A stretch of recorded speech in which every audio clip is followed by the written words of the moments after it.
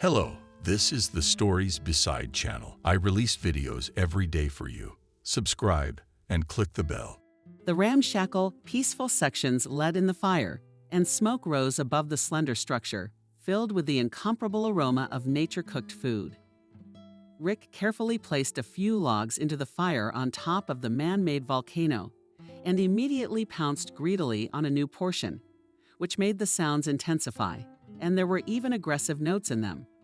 I am not and is not too active. Ear doesn't like sudden movements. Sam liked to make remarks to others, but couldn't stand it when his friends pointed out his shortcomings. He used precise movements to prepare combustible material for the fire. But this did not prevent him from watching Rick's actions. He ignored his comrade's words with ostentatious disdain. But after a couple of minutes, he sent his own ball into the enemy's goal. Don't get smart, Sam. Who are you handing out to here? The owner of the pitch. I've got it down to the second, you might say. He's Jack. He can attest to that. He and I got into a lot of trouble in the service. Really, lying a dozen meters away from the fire, Rick and Jack were setting up the tent. They were looking toward the fire with a smile, but they refrained from commenting. Only when the subject of service came up did Jack nod affirmatively. Yes, it was a thing. Sometimes I have nightmares at night. I can't believe we're still alive. Rick was distracted from the task at hand. They may have been rescued, but there's a little bit of radiation drowning them. True, we are not allowed to talk about it, but some of those who were on that trip. Anyway, the boys have some serious health problems. Apparently, the unpleasant memories took the owner of the clearing out of balance, and he threw a whole pile of wood into the fire. The flames rushed upward, and Sam cursed profanely. Rick, you're out of your mind.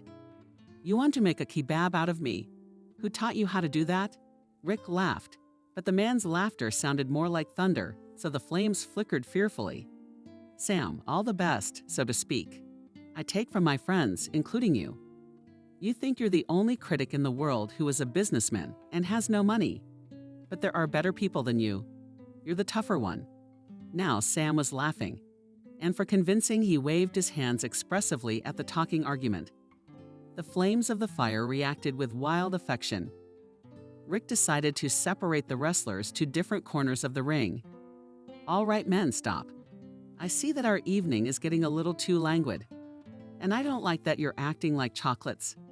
We agreed not to get into a fight here. We're out in the country for once to relax. And you can't decide how to make soup out of the 3 miserable fish we caught. Rick deliberately changed the subject so as not to aggravate the situation. I must say that criticism had an effect on the disputants. Silence hung over the clearing. The campfire, too, went into its former peaceful mode. Patrice Keene did not. Such a defensive moment Jack could not miss. He, thrusting his right hand forward, uttered. And so it had always been when, by tradition, the 4 friends went fishing on the last day of summer. After all, for the restless men, the main thing is not the catch, but the process itself. Rick clapped his hands. Bravo, Jack. It was like a theater. The theater burned down and the clowns scattered. Sam, satisfied with his joke, rubbed his hands together, waiting for a response. He looked from one comrade to another. Rick deftly threw a branch at him. Guys, there may be a provocateur in our ranks. He is the instigator of all scandals. Near him, the merry anglers made a pile of mala, forgetting the cause of the dispute. Someone shouted exasperatedly, guys, be careful, move away from the fire. We'll be left without dinner. A light warm-up was good for the whole company. The cause of the dispute was soon forgotten. The moment came when experienced fishermen began to tell tales. Kaz, on the rights of the duty officer, filled the bowls of his comrades with fragrant vam. But my friends, God willing, not for the last time. Jack added in the same acting manner, and every year by tradition, the owner of the glade said these sacred words, and each time he forgot the most important thing. Rick looked at his comrade, confused. What are you implying? Cicero himself is a disgraced man. And I'm not hinting, I'm speaking plainly. And every time he forgot that life is short. Which means what? The company has bellowed with glee. It's time to kick you white. Above the clearing the night had already completely descended, and only from above the cheeky moon was watching the friends. The rejection of Scarecrow's pleasant warmth. After a hearty dinner anchored by a roast of strong drink, the male soul demanded hearty conversations. Rick wiggled the corners of a thin branch. It's good that in this life there are such rare moments when you can just sit by the fire and have a drink or two. Friends, maybe we could do it again. Rick showed me the empty mug. But Jack nixed his comrade's attempt to continue the banquet. What do you want to do? I'm out. I just want to rest.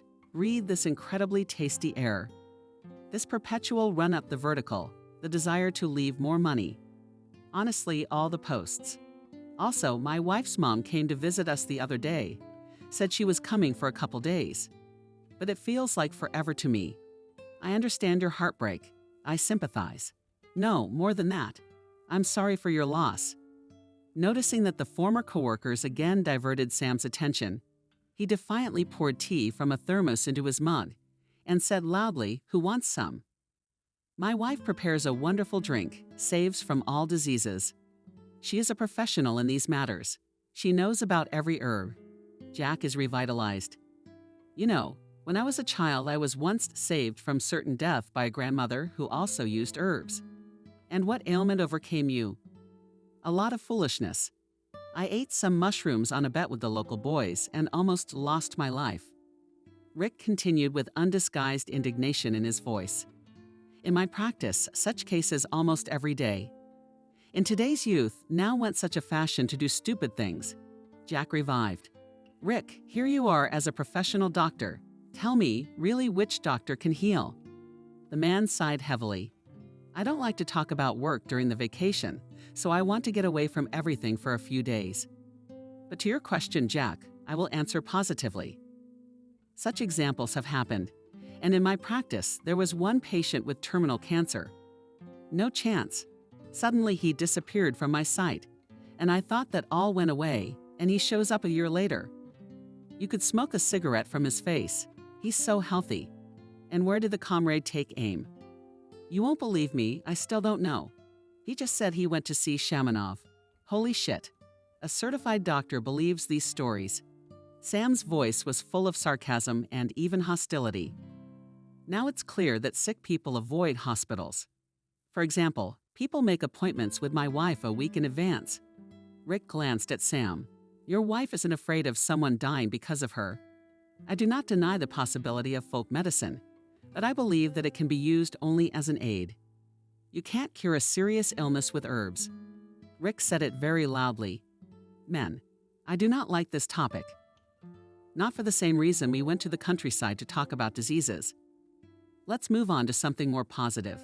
Look what the owner of the meadow has. The man pulled out from behind his back another bottle of hot drinks, glittering with magical light. This gesture was met with applause by the entire company. Only the perpetually disgruntled Sam stretched out. Now our Rick will begin to tell tales that have long since mosed over with old age. Those who don't like it can go out the door. The men laughed, and Sam pressed his lips together resentfully, but did not dare to leave the company. Rick decided that it was time to finally decide on the subject of purely men's gatherings. Guys, let's forget about the sad stuff. I have one more story on the subject of fishing.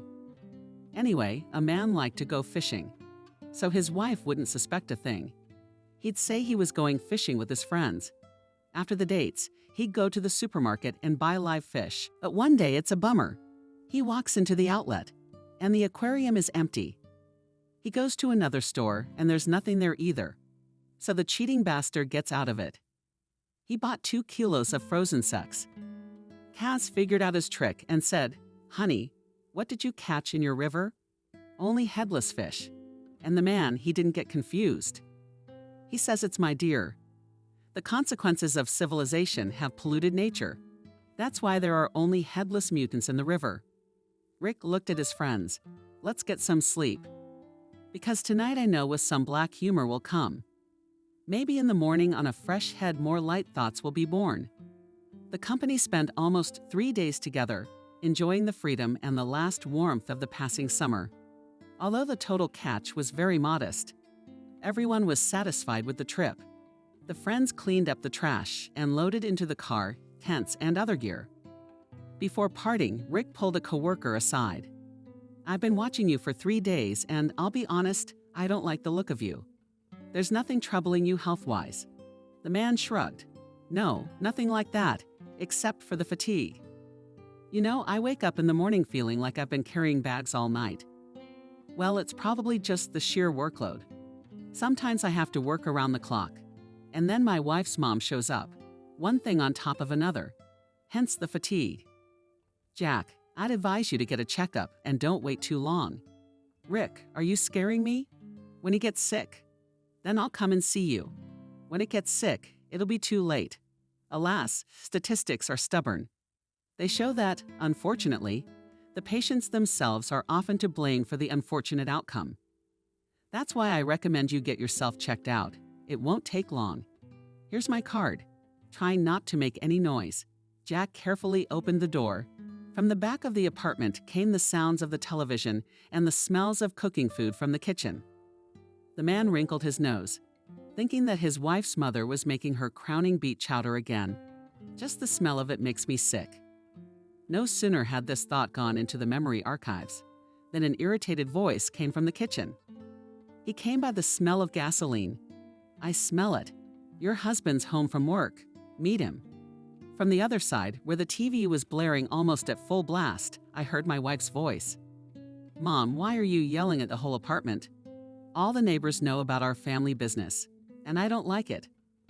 Courageous Molly, without changing her location, cheerfully replied, "It's not a big deal.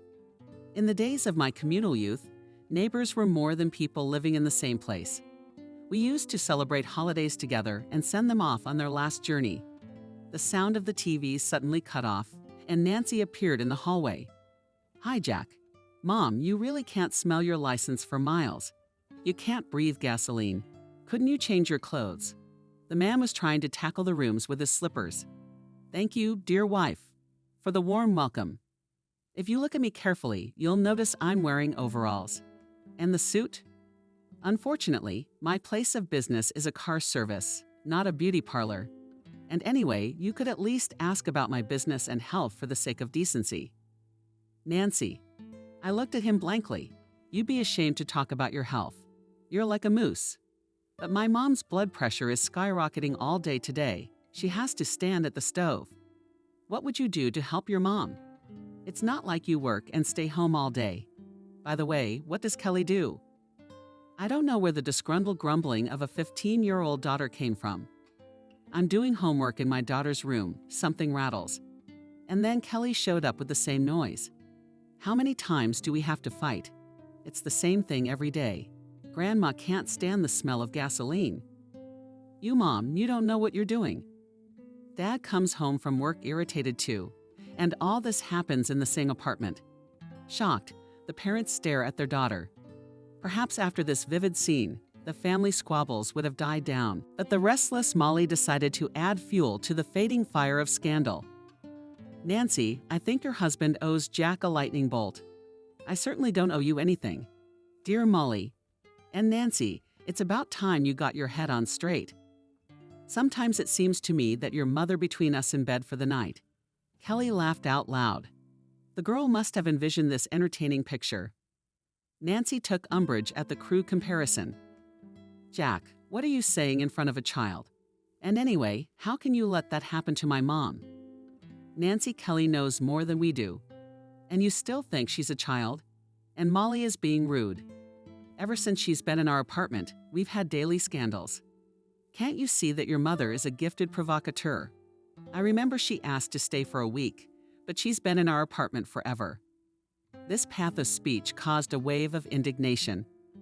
Jack stood surrounded by 3 women of different ages and marveled at their resemblance to the Huskies, who during his service in the Navy sometimes made him happy, but more often poisoned his life with their antics.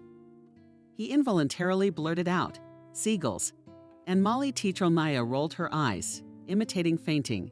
The old lady precisely calculated the place of the fall and landed neatly on the soft sofa. Jack was parsing something inside because he felt no sympathy for the helpless woman. He commented gloatingly, "Good luck parking the car. Grandma did the trick well." and Molly said Nancy Kelly in a loud voice. I must be dying. Call an ambulance, with the same old gloating.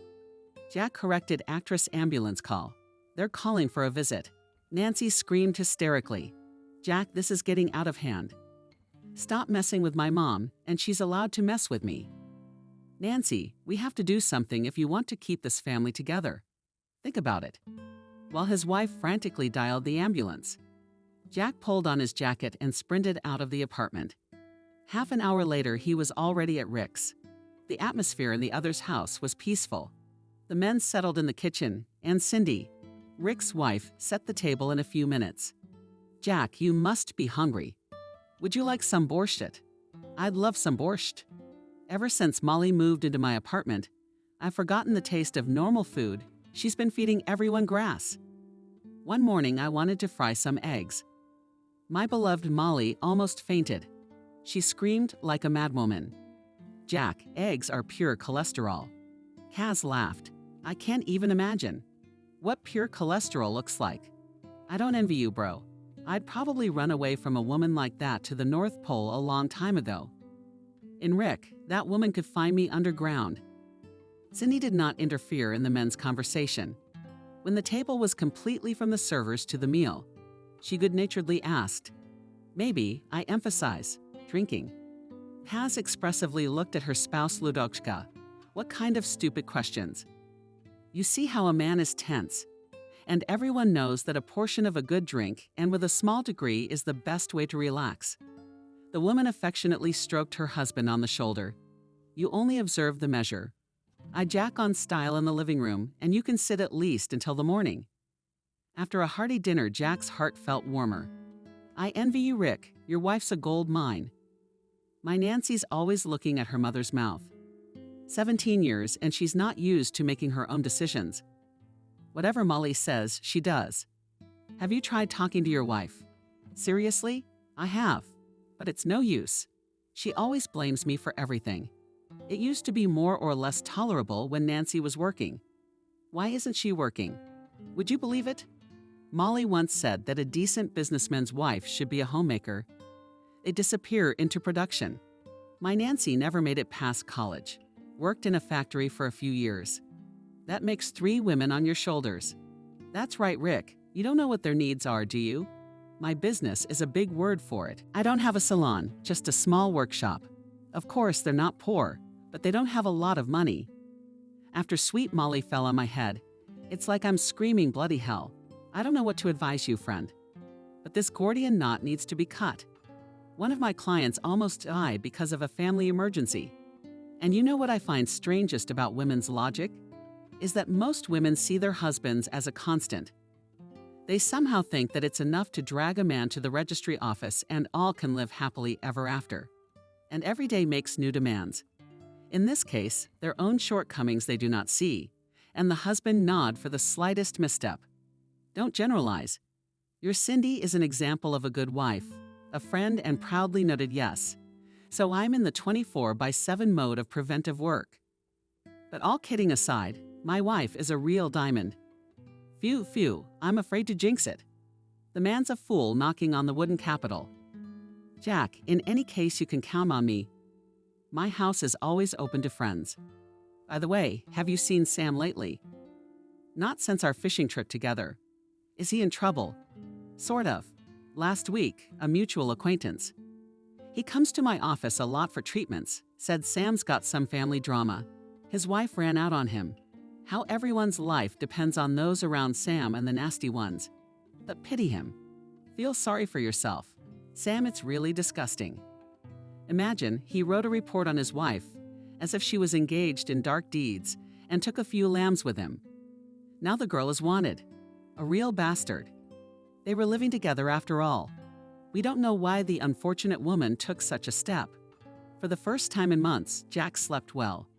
In the morning, he thanked his hospitable hosts and went to work. Just before lunch, the man felt incomprehensible, sick, and dizzy. He attributed his indisposition to the portion of strong drink he had taken the day before. Almost 40 years Jack lived in this world, but never thought that just one day his life could change dramatically. When bouts of weakness began to recur with persistent regularity, He remembered about the doctor's advice, but to visit the doctor first prevented business, and then fear. The man tried to find 1,000 reasons, which could be attributed to the deterioration of health. At the top of the list was a family melodrama that had been going on for over a year, with Molly as the main character. The saddest part was that in a relatively short time, Molly had made Jack feel like a complete stranger in the apartment his parents had given them for his wedding to Nancy. His wife's mother then had limited herself to a food processor. She had declared that her Nancy was a wonderful gift in itself.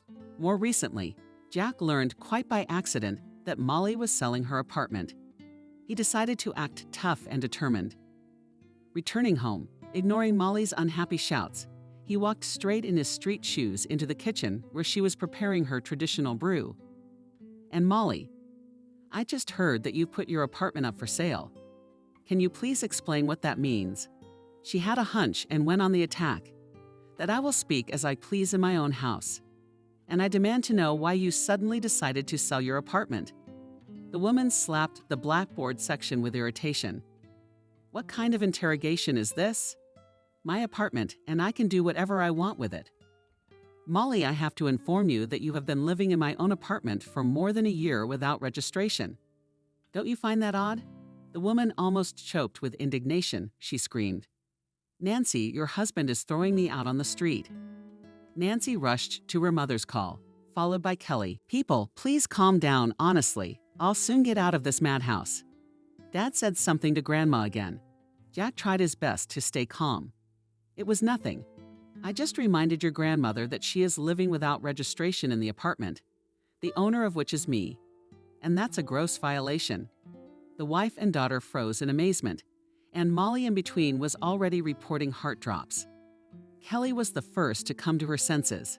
"Daddy, are you trying to evict us?" Jack felt the spiral of patience shrinking sharply. "Why can't you hear me? Why do I feel like I'm not wanted here? I'm not going to kick anyone out of here, but I'm asking you to hear me." "Dad, don't yell. See, Grandma's sick again. And your grandmother feels so bad here. Why doesn't she move out? Why does that woman poison my life day after day? Nancy, I'd forgotten I had a wife in the full sense of the word. We're all like individuals in this apartment who hate each other." Jack wanted to say many more things to these women, but suddenly their faces distorted and began to settle sounds, also became somehow distant. Kelly screamed, "Mom, Grandma, what's wrong with Dad?" There was terror in the teenager's voice. The man tried to take a step toward his daughter to hug her, but Polozov swayed beneath his feet, and then everything went black. He woke up to a bright light on the sterile sickness of the surrounding space. The man realized that he was in a hospital. A girl in a white coat and the same dazzling cap was clapping beside him. He whispered how much white there was here. The girl was wearing a mask, but by the changed shaft of her face, Jack realized that she was smiling. "Rick Anatolievich, our patient woke up." Jack barely acknowledged them, bending his friend's doctor over him. Rick checked his pulse first, and the touch of his steady hand on his heart felt a little lighter. This is what Jack's neglect of his own health leads to. "I told you to get checked out over a year ago. And here's the result of your negligence in a pre-infarction state." "Yeah, it's nothing. You know me, I'm tough. That's a long story. But since you're in my hands, you can't get out of it. I've already ordered a full workup. It's unnecessary. You'll be fine. Patient." We don't allow patients to discuss their appointments. For the next few days, the medics came to the room with all sorts of clever gadgets. Some drew blood, others attached wires to his body and measured things. Then he was wheeled on a gurney down a long corridor, even though his heart sank into his heels. Jack joked, "I hope you're not taking me to the morgue." Orderly didn't get the joke. "Just an MRI for now. The doctor gave you the state-of-the-art machine. It'll detect any disease." Rick came into the room that evening. He was without a mask, so Jack immediately noticed that his friend was very puzzled. The doctor picked up words for a while, and the pause was clearly prolonged. "Rick Anatomy, tell it like it is." "Okay, I'll tell you to be honest. I didn't expect it to be this serious myself. Let's keep it short. Something's come up on my light. Unfortunately, it's pretty bad. You have cancer. Stage 3 with progression to stage 4. One thing that's encouraging is that the metastasis is only localized in a few places. So with adequate treatment, you'll live. Thank you. That's reassuring. You don't have to go any further. Rick, I get it. It's a scary diagnosis. It was like a slab of concrete was crushing Jack. He couldn't get his thoughts together. Rick perfectly understood the state of his friend, because he had more than once had to inform the sick and their relatives that their life's journey would soon be over. But this was a best friend, and his pain for the doctor was especially close. You are premature, don't panic. There are many instances of Rick that you don't have to. I'm a man, not some blotter. Don't feel sorry for me. All right, I hear you. Are you gonna tell your family, or should I? I'll do it. Nancy did not show up at the hospital until the end of the week. You could see from her demeanor that she was worried about something. They told me you were feeling better. The man cheerfully replied, yes, I'll be running soon. How's that going? Kelly's very worried about you. They wouldn't let her in the room. They said you shouldn't worry. Your daughter sends her love to you. Thank her for me too. Hi there. How's my darling Molly? She's still with us. The wife's mood changed dramatically for a moment. Jack felt like spikes had popped out of her body. Jack, what kind of stupid questions are these? Where to go? You can't put your own mother out on the street. If memory serves me correctly, Molly has another son. But Pasha can't take his mom in. His wife is like a gorgon, and I'm your kindest Leopold the cat. You know, I still had hope that we could get back to a normal family life, but Nancy interrupted him with irritation. Jack, it's up to you. You see my mom as the enemy. She only wants what's best for us. Nancy, it's not customary to shout good things here. I won't bring it up again. But I can't go on living like this either. All the more so, circumstances have appeared that change everything radically. The woman became alert, and invisible thorns were already ready to descend into the sick body of her husband. What are you saying? Are you going to divorce me? That's funny to hear. What circumstances could you possibly have? Just a little heart attack. But it's your own fault. But my mom's still recovering from it. You think that's funny? Go on, I can see it's useless to talk to you. I'm very tired. Jack closed his eyes, letting his wife know that the conversation is over. After being discharged from the hospital, Jack went straight to Rick. Smiling through the force, he asked, "Don't race." Rick even took offense. "Don't be silly." Cindy also came out into the hallway to greet her guest. Jack, we are always happy to help you, so you can stay with us as long as you need. Thank you, friends. I never thought that, being in such an unusual position, I would be forced to find a corner. All because of my wife's mother. I think she put this terrible disease on me too. Rick became wary. What do you mean? What disease? Did Cindy start pushing men around? The hallway is no place for serious talk. All the more reason not to let our twins absorb information that is incomprehensible for their young age. Rick nodded in agreement. My wife is right, as always. Our bullies have their ears to the ground. Like my grandfather used to say, let's go, while they might miss their glasses. Cindy gave her husband a menacing look. All you have on your mind is booze. The man has a heart condition, and you're offering him this? Come in, Jack. I'll give you something to eat, because you've lost weight.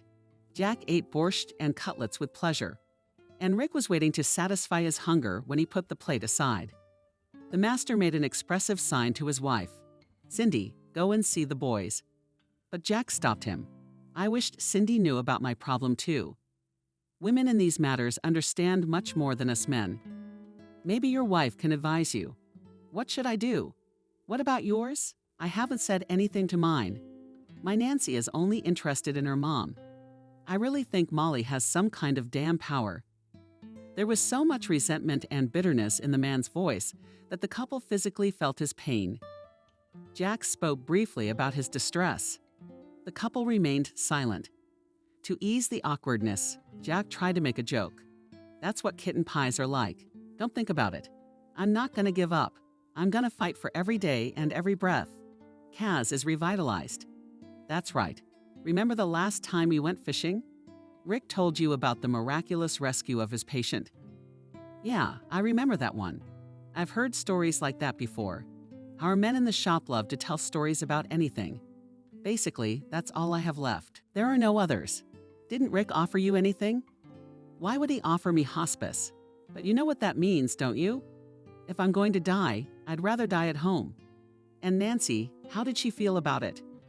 You know, friends, I've just remembered an inheritance I can't get rid of. I got this little house, but I don't know if it's still standing or if it's falling apart. And it's in the middle of nowhere. Even more, I will say, in the neighboring state. Not far from Smolensk, there is such an abandoned village, Solyanka. My father came from there.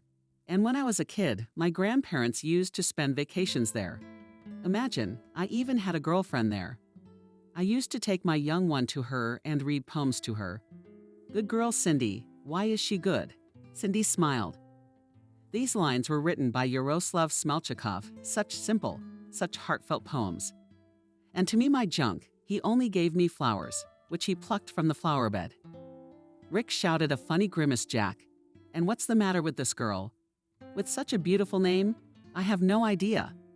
My elders died the same year, and I had them at home afterward with my father. For a few years, he and my mother spent summers there, even grew something. I didn't have time for that. I studied at the Navy and then got married. Then my father was gone too. So maybe he's not even home, he's still standing. At least it was 2 years ago. I had to go there at the request of the local authorities. They wanted to demolish the 3 grandmothers in Solyanka as ownerless buildings. Yes, one grandfather is left. It used to be a big village. Cindy listened attentively to Jack's story and then suddenly slapped herself on the forehead with the palm of her hand. Jack. The strange name of the village Solyanka seemed familiar to me at once. Now I remembered there is somewhere nearby. I'll look for. I have written down a woman lives one lives either a nun or a hermit. She cures people and her grandmother or mother. And I certainly do not know. A rooster, and was it to me a woman one at work told her aunt in Smolensk lives. She was treated at this witch doctor from cirrhosis of the liver. Rick looked at his wife with surprise. I did not think that in such a serious institution, where you work, in the state there are drinking employees. After all, cirrhosis is a disease of drinkers, if I'm not mistaken. My husband's favorite topic. Cindy looked condescendingly at her spouse. For your information, you don't have to drink a lot to get cirrhosis. My coworker had some very severe hepatitis at first, and then this diagnosis came out. Jack asked, and how did it help? I think it did. Since the person is working and not complaining about health anymore. The guest thought for a moment. That's an interesting coincidence. That friend of mine seemed to have a grandmother who was also a rooster. She saved me once. Wiener laughed. I remember you telling me how you got a scumbag full on a bet. Cindy was surprised. It's true, Jack. Unfortunately, we all do rash things when we're young. I had a sin like that, and though I got hurt, I proved to the local boys that I wasn't weak. True, my grandparents almost went crazy. It's a long way to town. The paramedic station's been on lockdown for a long time. And now my grandson's dying. But that old guard gave me some brew to drink, and I recovered quickly. I saw a picture of these mushrooms later. I don't remember the name, but they're among the most poisonous. The men left the house together in the morning. Rick worked part-time as a massage therapist at several places and was afraid of being late. When they got into the car, he took off abruptly. The speedometer sped up. You know, man, I'm so used to living the high life, my biggest fear is losing my job. That's right, you get used to the good stuff. I, too, used to spend all day and night in the shop for Nancy and Kelly's well-being. Even though it's a modest business, it's a steady income. And now it turns out nobody wants me when I'm sick. It's a shame and a disappointment. I understand. But don't write yourself off prematurely. What if alternative medicine helps you? I'm pretty sure that's what's going to happen. Rick gave Jack a ride home. See you later, hobo. Rick, wait a minute. Listen, do you mind if I put you in charge of my workshop for a while? If I go away, I'll need someone to keep an eye on it. In principle, I don't mind. Then I'll stop by the lawyer's office. And I'll sign over the new car to you too. That Molly, is she thinking about what kind of mean thing to do to me? Jack, I don't like this conversation. It's like you're making a will. In my situation, it's a perfectly normal decision. Who knows how much time I have left? Rick's about to go into strict labor. Stop whining. Jack stood outside his driveway for a long time yet, hesitating to go up to the 5th floor. There was no telling how long he would have stayed in this uncertain state if it hadn't been for Kelly. The daughter from afar noticed her father and rushed to his neck. "Daddy, you're all right. I'm so glad you've been discharged." Jack didn't tell her he'd been discharged from the hospital yesterday. Nor did he tell her about his serious illness. Nancy was not expecting her husband to return. She looked at him as if she was seeing him for the first time. Perhaps out of confusion, she made a ridiculous suggestion. "Come in, now that you're here. Amazing things happen." "Nancy, am I knocking on someone else's door?" "Why are you greeting me like a stranger?" The woman sluggishly said, "I'm sorry. I really said something ridiculous."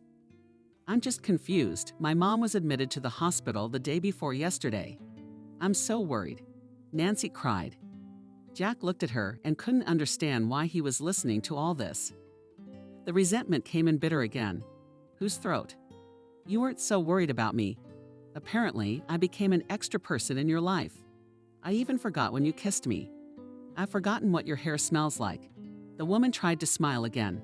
She didn't do it well.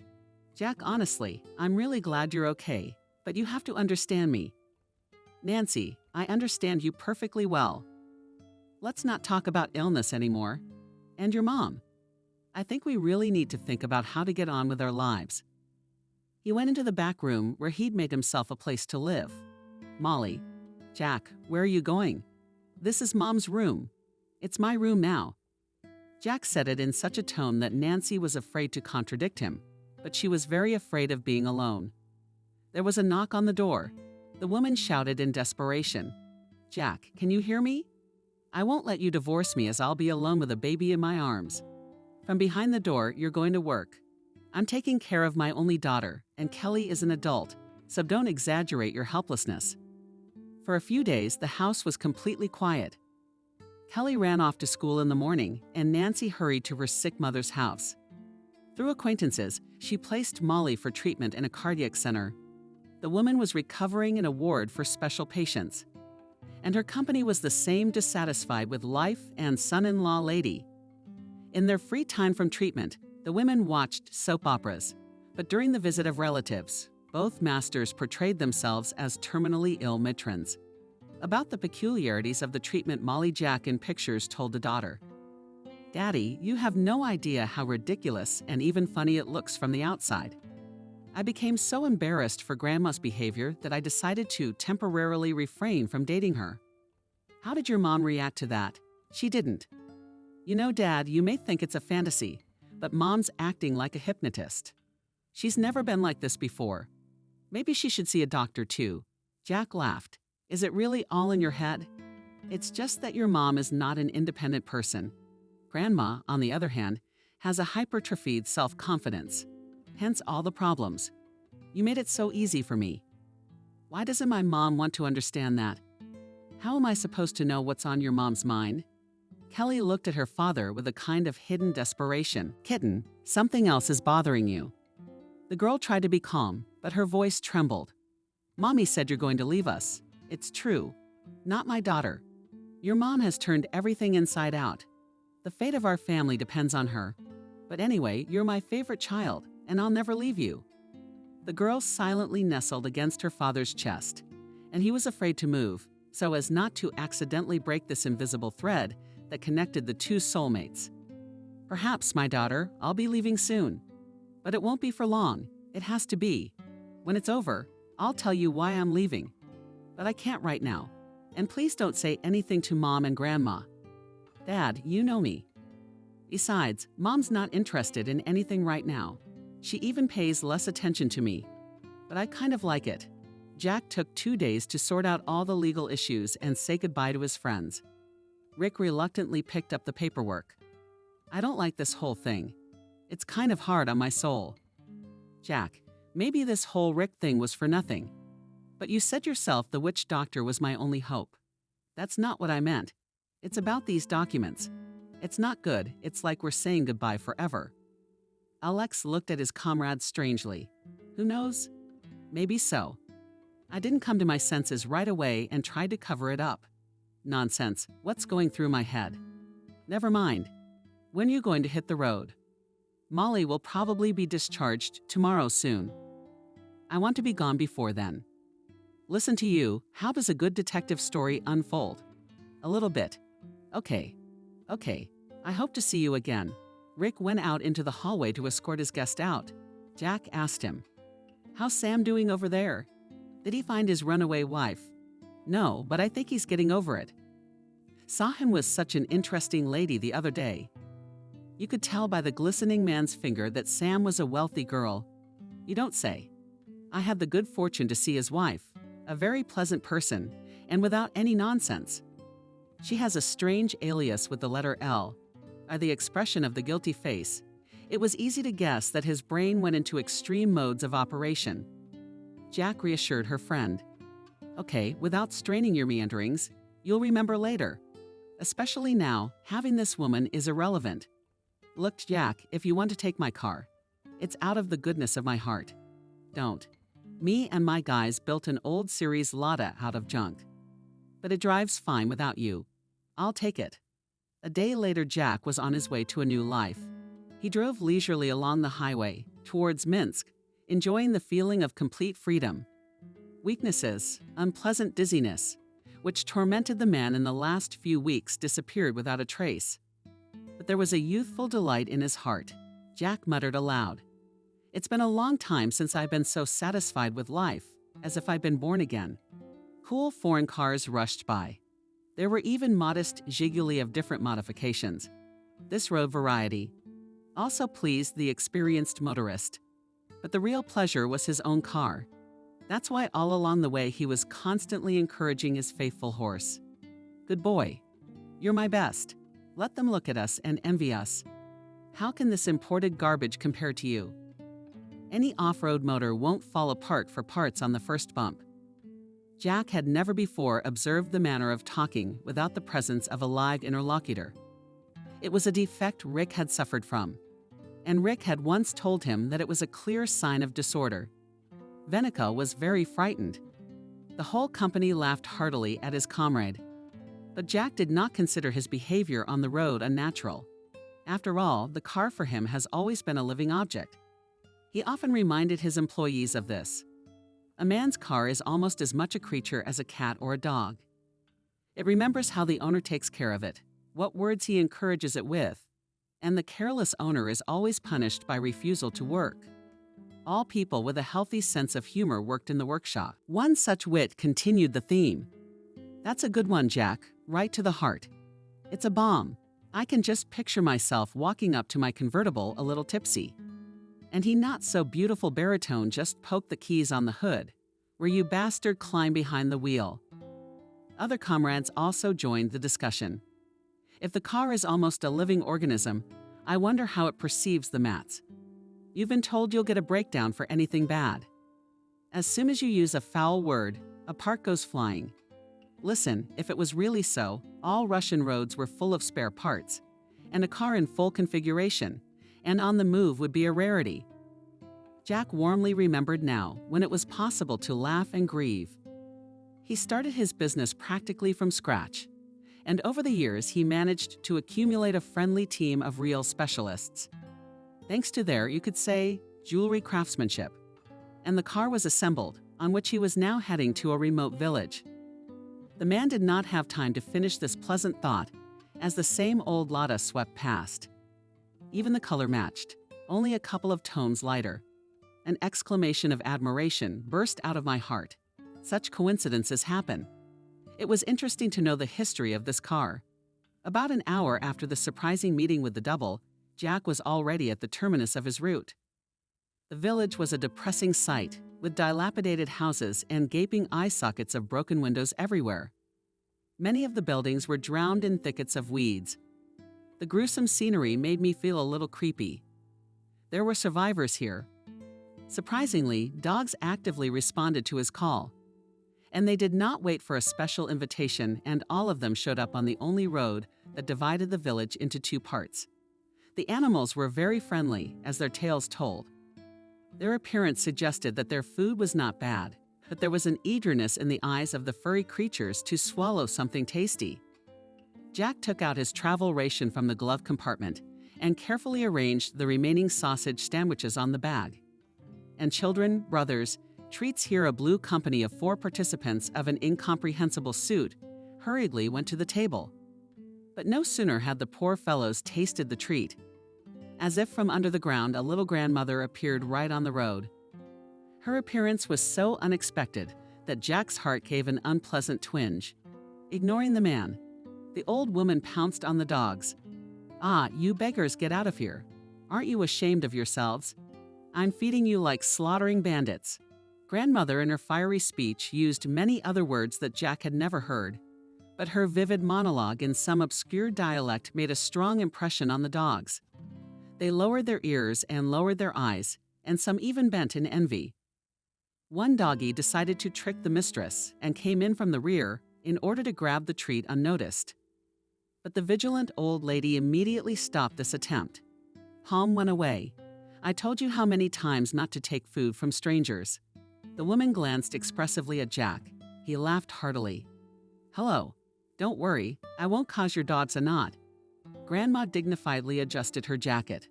"Who knows you? What's on your mind?" Last year, too, people drove by and gave the dogs something spoiled.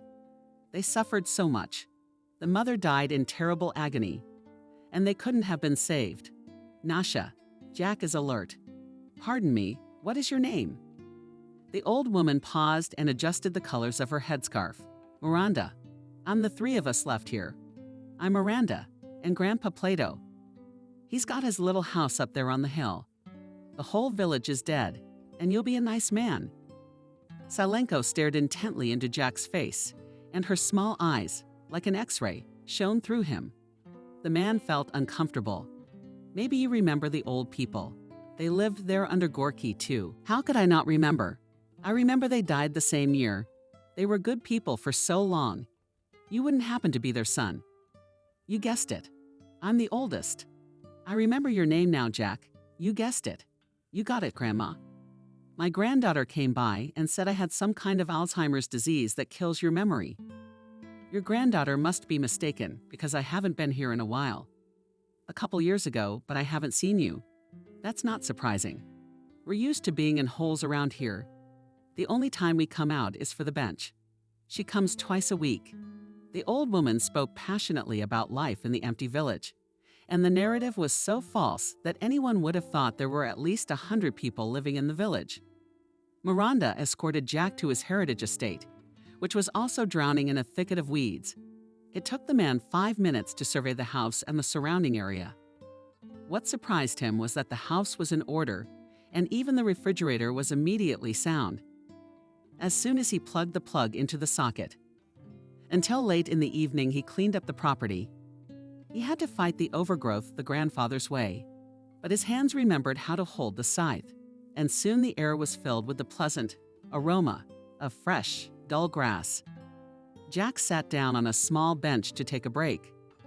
But no sooner had he caught his breath than Miranda appeared on the horizon. The old woman and her faithful guards were followed by dogs. The woman addressed him simply, as if they saw each other every day. "Listen, Nancy, here's the thing." The grandmother hesitated. Jack realized she was embarrassed to ask him anything. "I see you've got some serious business to attend to. Don't be shy. I'm not a stranger to you." The woman was pleased and began to enthusiastically state the essence of the case. "I've been watching you. You've got a knack for it. Maybe you won't refuse me and old women to put the yard in order, because we have grown up. We're all up to our necks in here. Sure, I'd love to take charge of everyone who lives here. Not all at once, but gradually. I'll come by tomorrow morning." As I was falling asleep, Jack thought life was a very strange thing. And no matter how much you plan it, it still gives you an unexpected surprise. Sinking into a pleasant sleep, the man did not know what gift fate had prepared for his family. Kelly was staring blankly at the TV screen and suddenly screamed. "Mommy, Mommy." Hurry up and go." Nancy came running to her daughter's call and was stunned. The announcer was recounting the incidents, and the screen flashed with images that made her heart sink. The same car Jack. "Mom, could this be a mistake?" "See, it's all burned up." "No, Kelly, that's Daddy's car. I recognized the color.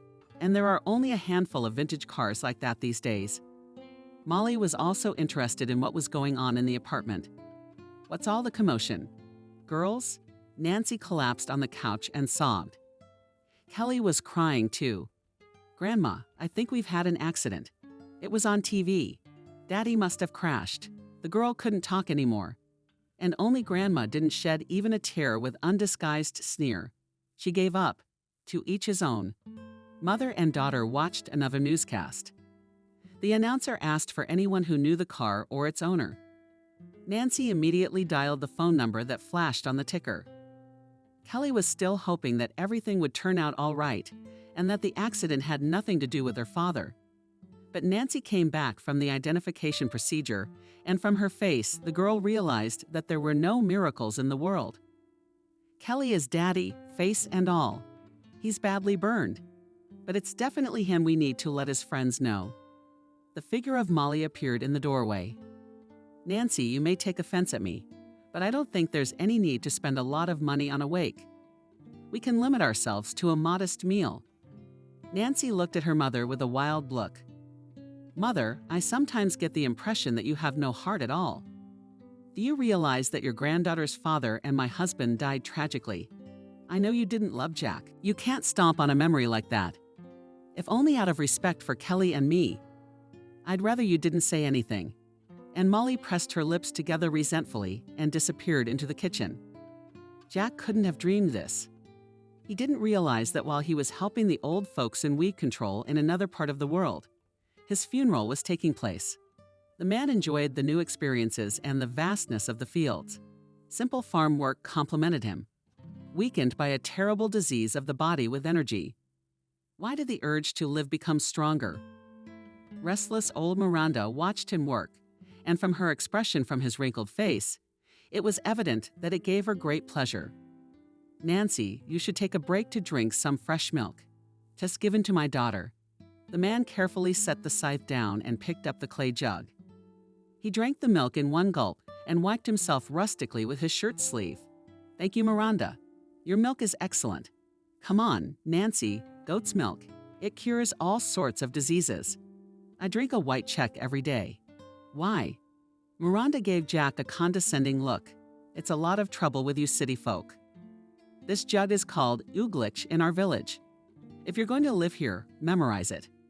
I'll keep everything in mind. Then again, we have our own laws." "I can't believe this is happening to me. I think I'm just dreaming. And when I wake up, none of this will be there. Who comes here? Everyone says it's a special place here. When I was young, old people used to say that all sorts of miracles happen here. Even any blade of grass has a special power. My grandmother told me about it too. Tell me, do you remember the dumb ones that lived behind that leaf? How not to remember to Zakharov. Not all ran with different thieves. After the war, they lived in dugouts because there was devastation all around, so everyone was sick. There were not enough doctors. Zakharovna saved us. People said that even the old paramedic consulted her. And remember, she had a granddaughter, Miranda, but she was staring at a man. As it was. Cindy is still in good health and getting better. She was going somewhere in the city. They say she was married to an oligarch and then ran away from him. He must have hit her hard. I can't say for sure, but women don't run away from normal men. I know that for myself. Jack felt that now the grandmother would begin to tell him the story of her love, which she had managed to share yesterday. To avoid a second take, he asked a cautionary question. And where is that line now? What is it doing? Miranda again cast Jack an incredulous look. You're like that TV show guest 3 times here. She only took a different name. Probably so the oligarch won't find her. People call her that. She lives in Babkina's house, and she walks through the surrounding woods, gathering herbs.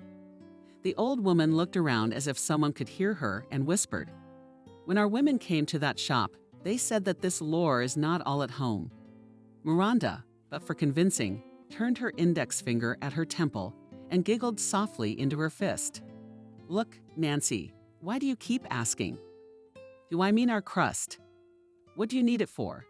The man answered evasively, "Perhaps I'll tell you all about it later." "Are you sick, my dear?" The old woman frowned and covered her mouth with her hand. "And I'm an old fool. I didn't realize it at once. I didn't like the way you looked yesterday. You must go to the river. People say it has a terrible power to cure and heal, and makes conspiracies. She's helped a lot of people. Even people from the capital came to her for treatment. That's the turnaround."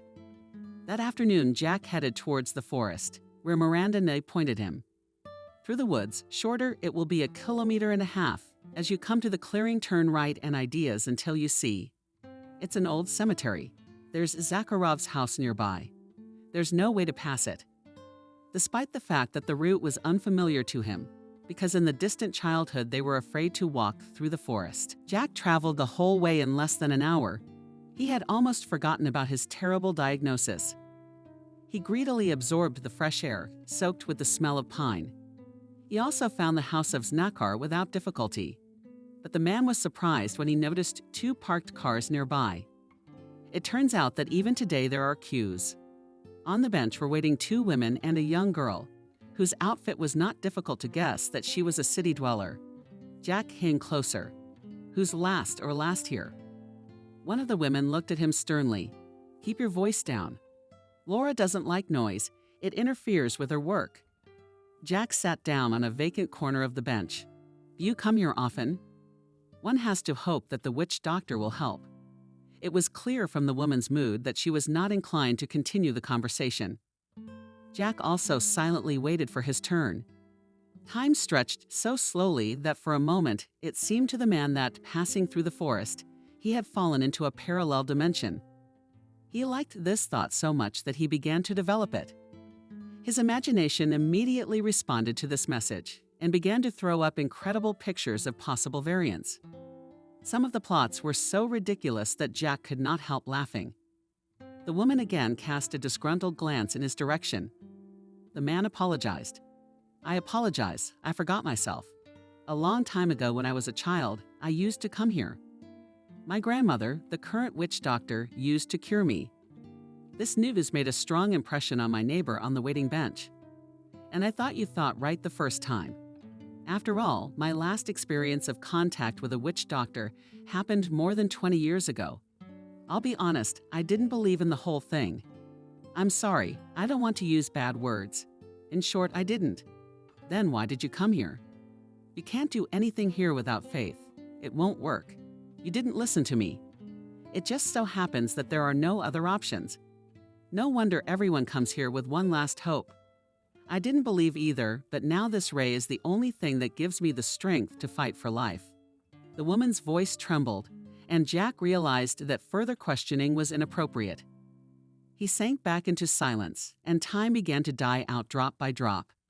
The sun was about to hide behind the horizon, when the woman, with whom Jack had managed to talk a little, came out of the witch doctor's office.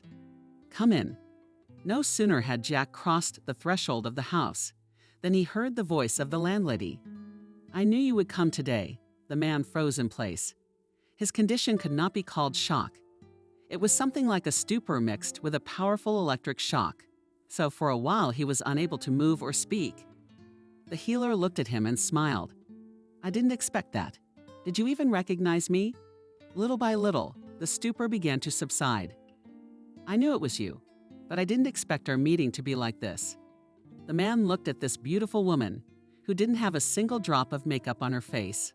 The blonde braids only emphasized the natural attractiveness of the hostess more. "What did you imagine our meeting to be like? After all, just a week ago, you didn't even think you'd come here to seek my help. Am I wrong?" Jack felt a chill run down his spine. The evening gloom was creeping into the house through the windows, and it was creepy. That's right. This trip wasn't part of my plans, but my friend's wife had suggested that this was the place that could help me. I didn't even realize that sweet little Cindy girl from way back in my youth. That's you. You're upset about that. No, I'm not. On the contrary, I don't know why, But all these days I've been here, I've had a kind of adolescent excitement in my heart. I've developed such an insatiable thirst for life that I can't even put it into words. That's good. Is nature itself helping you? I used to feel the same way. I was suffocating in the city, and then I realized that I had to come back here to my roots. They stared into each other's eyes for a long time, each experiencing the meeting in his own way. But both realized that it was no accident, that fate had brought them together again. The first one interrupted the long pause. Persevere. I'll try to help you. There's still more to come. It was almost night when Jack returned to his hermit's dwelling. He went over the memory of the encounter minute by minute, and the image of the healer haunted him.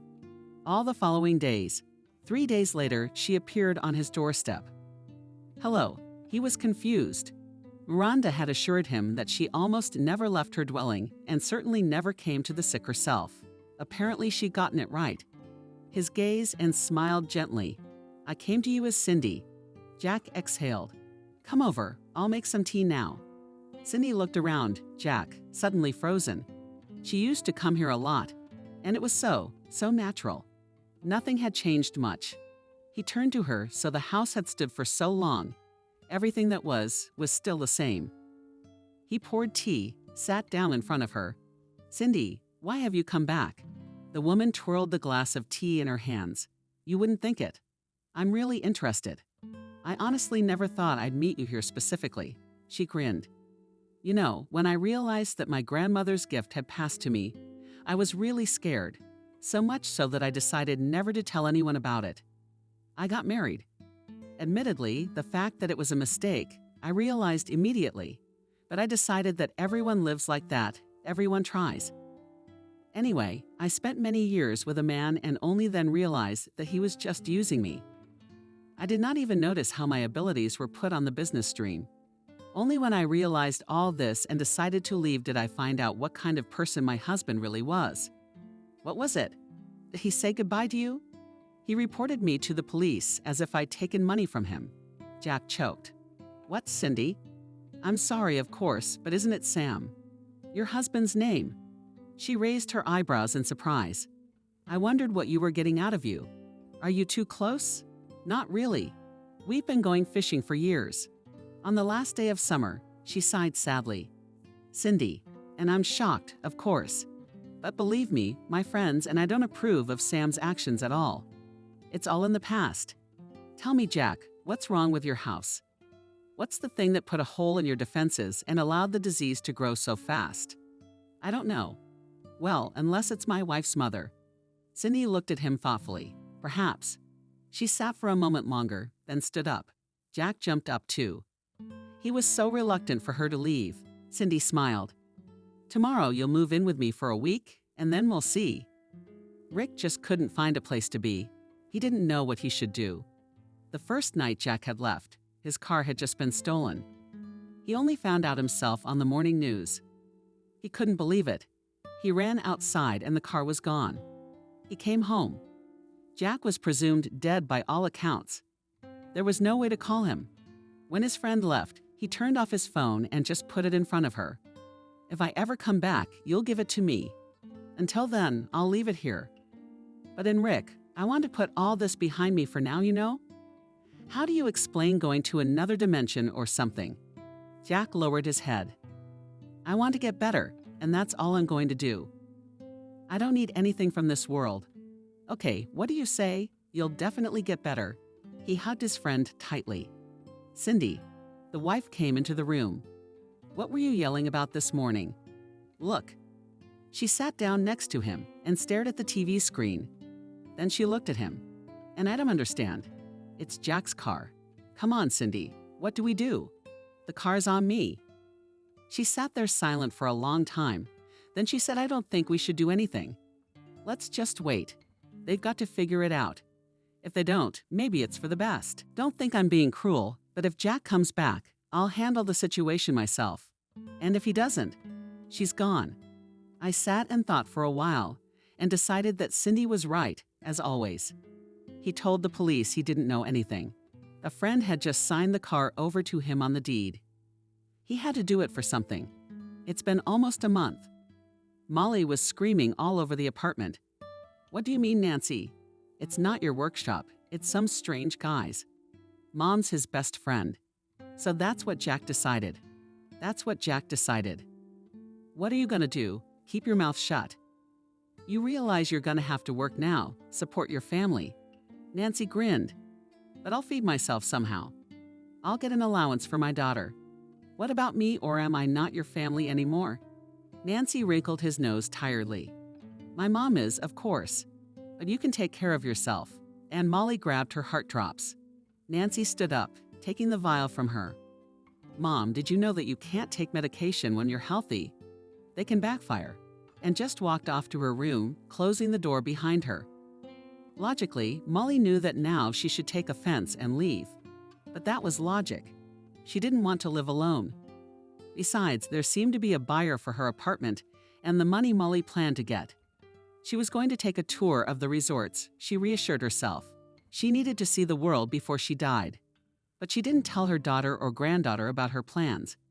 When I found out that Nancy had identified her husband, he just stood there and sat down. There was no way that could have happened. Cindy, too, looked at him with dumbfounded eyes. But as soon as Rick wanted to say something, she said, "Once again, I advise you not to change anything. Just let it go." Winnie's cell phone rang in her pocket. It was Rick. "You know already." "Yeah, maybe it's a good thing he doesn't really have a chance." "Rick, I'm sorry. I'm a doctor. I need to call Sam. He's been pretty out of the world lately." The funeral was a high-profile affair. Nancy cried, as she should. Molly fought on the sidelines. Only it was odd that Jack Kelly's daughter didn't even come to the coffin. When Rick asked her, "Kelly, why didn't you say goodbye?" She replied curtly, "Because it wasn't Daddy. I know that for a fact. Daddy's gone somewhere and he'll be back." And Rick gave her a surprised look and walked away. He only stepped back so he wouldn't say anything unnecessary. Jack opened the door of the house. For 3 months he had not been in the village. Now that he was feeling much better, he decided to return. He had made no excuse for his desire to get away from Cindy into his own home. I told him that it was indecent to use her hospitality for such a long time. I told him that Miranda was impossible. He needed help. She was old and he was a neighbor. But really the reason was the same. He realized that their relationship had first returned to the warmth that had once been between them, and then it had developed further. Jack didn't want to, or rather he wanted to, but he couldn't. He realized that he couldn't yet give the lady any of the things any man should give. And if all her treatment, and it didn't work, then what would he make her suffer? And he did not want Cindy to suffer. He really wanted her to be happy. He had just had time to melt the stove when there was already a knock at the door. Forever on guard. "Jack, you're back, aren't you?" "Oh, good." I was beginning to get scared. At first I thought it was nothing. I mean, you came in sick, but then nothing. Platten says he saw you behind the scenes, but as a colleague. Jack smiled. "Well, also became good from it. As you can see, it's all good." "Well, yes, the trail got better from this one. So what now?" "Oh, you're going." "Well, I'll stay for now." "We'll see." "Oh, sure." "What are you going to do here?" 3 old men and 5 dogs. Except Lorena.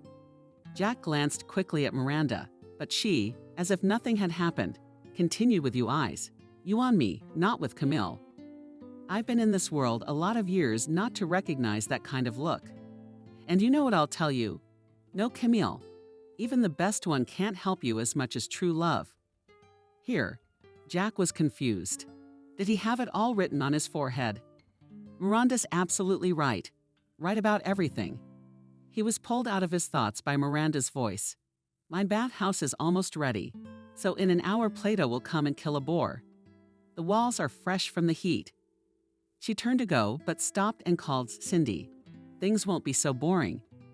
Jack was confused, but half an hour later was already walking at a brisk pace towards Cindy. The time was late, and there was no one at her house.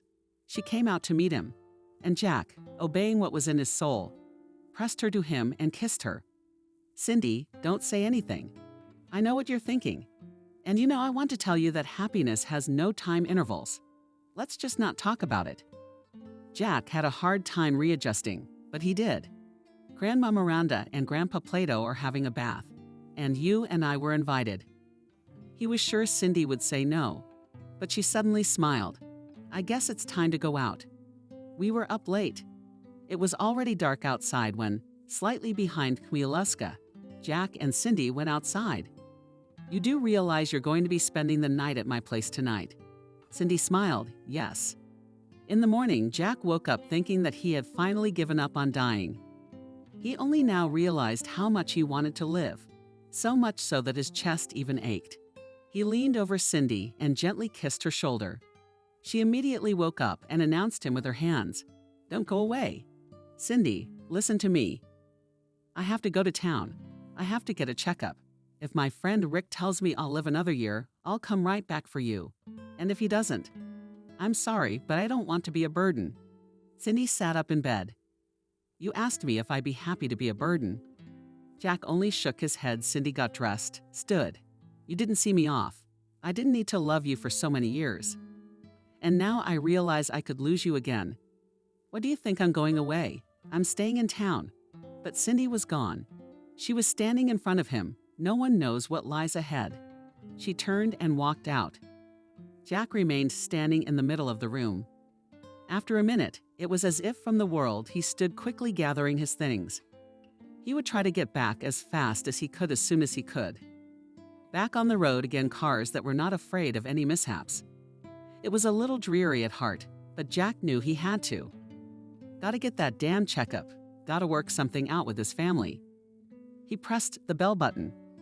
The door opened almost immediately. Rick stared at him in amazement. Then he yelled to Jack and hugged him with all his might. Jack even gasped. "What are you doing? What are you doing? Coming back from the dead? It is, come in quick." Cindy gave him a big hug too. "Jack, you don't know how glad I am that you're here, do you? Tomorrow is your woman's trial, or rather, your sweetheart's. Molly won't leave the workshop alone." What does she care about the workshop? Jack went ballistic. "It's okay that I'm still alive." Rick even seemed pleased to hear him say that. "That's right, you're alive to us." "I don't understand anything about Rick. I'll find you one right now. He was born in a laptop. He's completely lost it. He came to see his friend, you could say, from the other side of the world. And the friend didn't even ask about his health. You watch, and I'll call our people. We should celebrate. And I'll watch, of course, but don't call Sam. I'll explain why later." Rick shrugged. "You know, you're making me happy, aren't you?" Sam's gone completely off the rails. Jack overheard the wreath asking Rick to come over. Apparently he was reluctant, and then Rick said, "Do you believe in the resurrection?" "No." "Then definitely come, and as soon as possible." Jack didn't have time to ask who was resurrected, because the clip that the wreath turned on for him got to where Jack's car was being shown. What the hell was that? Rick walked over to it. The car was stolen the first night. "I didn't even know until I saw the news this morning." "Who was driving it?" "You, Jack," turned to Rick in amazement. "What do you mean?" In a very direct way. "Did your wife recognize you?" Jack was silent for a while. "Now you see why Molly's so interested in the workshop." "Yeah, the situation." "Kelly, I need to let her know, reassure her where my phone is." Kaz handed him the phone. "Kelly doesn't believe you're dead. She says you've been away and you'll definitely be back." Jack didn't turn the phone on. "We need to think this through first." Cindy set the table and wanted to leave. Jack looked up at her. "Cindy, please stay at my place. Anyway, I need to consult with you too." Cindy didn't even have time to answer before the doorbell rang. Rick's voice echoed throughout the apartment. "But where are the miracles in this place?" He swung open the door to the kitchen and hesitated. Stared at Jack for a long moment, then stepped forward. "You." And Rick seduced a friend just like Rick did. "What, are you two conspiring?" "You're trying to crush me." Rick pulled back a little bit. "Have you changed? The grayness is gone from your skin. Even put on a little weight." Jack laughed. "Well, try living next to Miranda and her goat." "Not that kind of frame." Rick laughed. "You should come to me tomorrow for a checkup." "I'm actually here for that." Rick turned to Rick. "Where's our other friend?" And Rick shrugged. "Jack versus Cindy said." So let's all go to the table at the table and talk. Jack swigged the shot of tincture. Cindy sat down and spoke. I don't know where to begin. I'll start with the most important thing. There is a witch doctor in the village, as you all know by now. Many people make the mistake of thinking it's old ladies. It's still a young, very beautiful, and very kind woman. I don't. And tried to remember what unusual name Sam's wife was called. Yeah, I really couldn't remember. Her name was Lauren. Rick wiped his eyes. That's her there, that's her. There was a pause at the table, and Cindy said thoughtfully, and I take it that the Cindy you were once in a relationship with and Lorena are the same person. Rick's eyebrows went up. That's right, Cindy. And if I understand correctly, you're in a relationship again. Yes, Cindy. And so before I decide what I'm going to do about my death, I need to decide, well, I'm going to have to take Sam out if he doesn't take his statement. He's guilty of something. You know why he's looking for her. Demkin's whole business has been going under for years, and he's been making money off his wife's skills. He's got a whole business network going. Rick took the whistle. I thought Sam was kidding when he asked me for a loan. He was so offended, he threw the phone down. Cass scratched the back of his head. The Lawrence Dink case. Your death. Look, I didn't ask the most important thing. How are you doing yourself? Jack grinned, hoping that better, as Miranda's grandmother says, love cures all. I'm going to lie down, Rick. I hope he'll be happy. They sat up until almost morning. At 500, Cindy had them on the couch. Jack fell asleep right away. We'll have to start somewhere tomorrow. Stand-up court is in session. Rick, and everyone in the courtroom stood up. Molly has the floor. I want the workshop returned to the rightful owner of my daughter. She is the heir to her husband's estate. And this man, who called himself a friend of our Alyosha, apparently took possession of it somehow and then set it all up. Rick shook his head. The judge started asking Molly questions. Then Nancy went on for about an hour. Finally, the older woman couldn't take it anymore. What kind of judge are you? You do realize that a widowed mother of a minor child has been deprived of everything. Or were you also bribed? The judge asked if anyone else had been bribed too. What do you mean who? The experts who determined that our Jack was out of control. That's enough for the court to call another witness. Molly waved her hand in frustration. The lawyer had promised her it wouldn't be a big deal. The door opened and Jack appeared in the courtroom. Nancy gasped and Molly crossed herself after answering a few questions. Jack said I would like to file for dissolution of marriage and division of property at once. Nancy jumped up.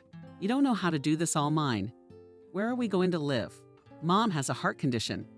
Immediately a man with glasses jumped up next to Nancy and began to calm her down.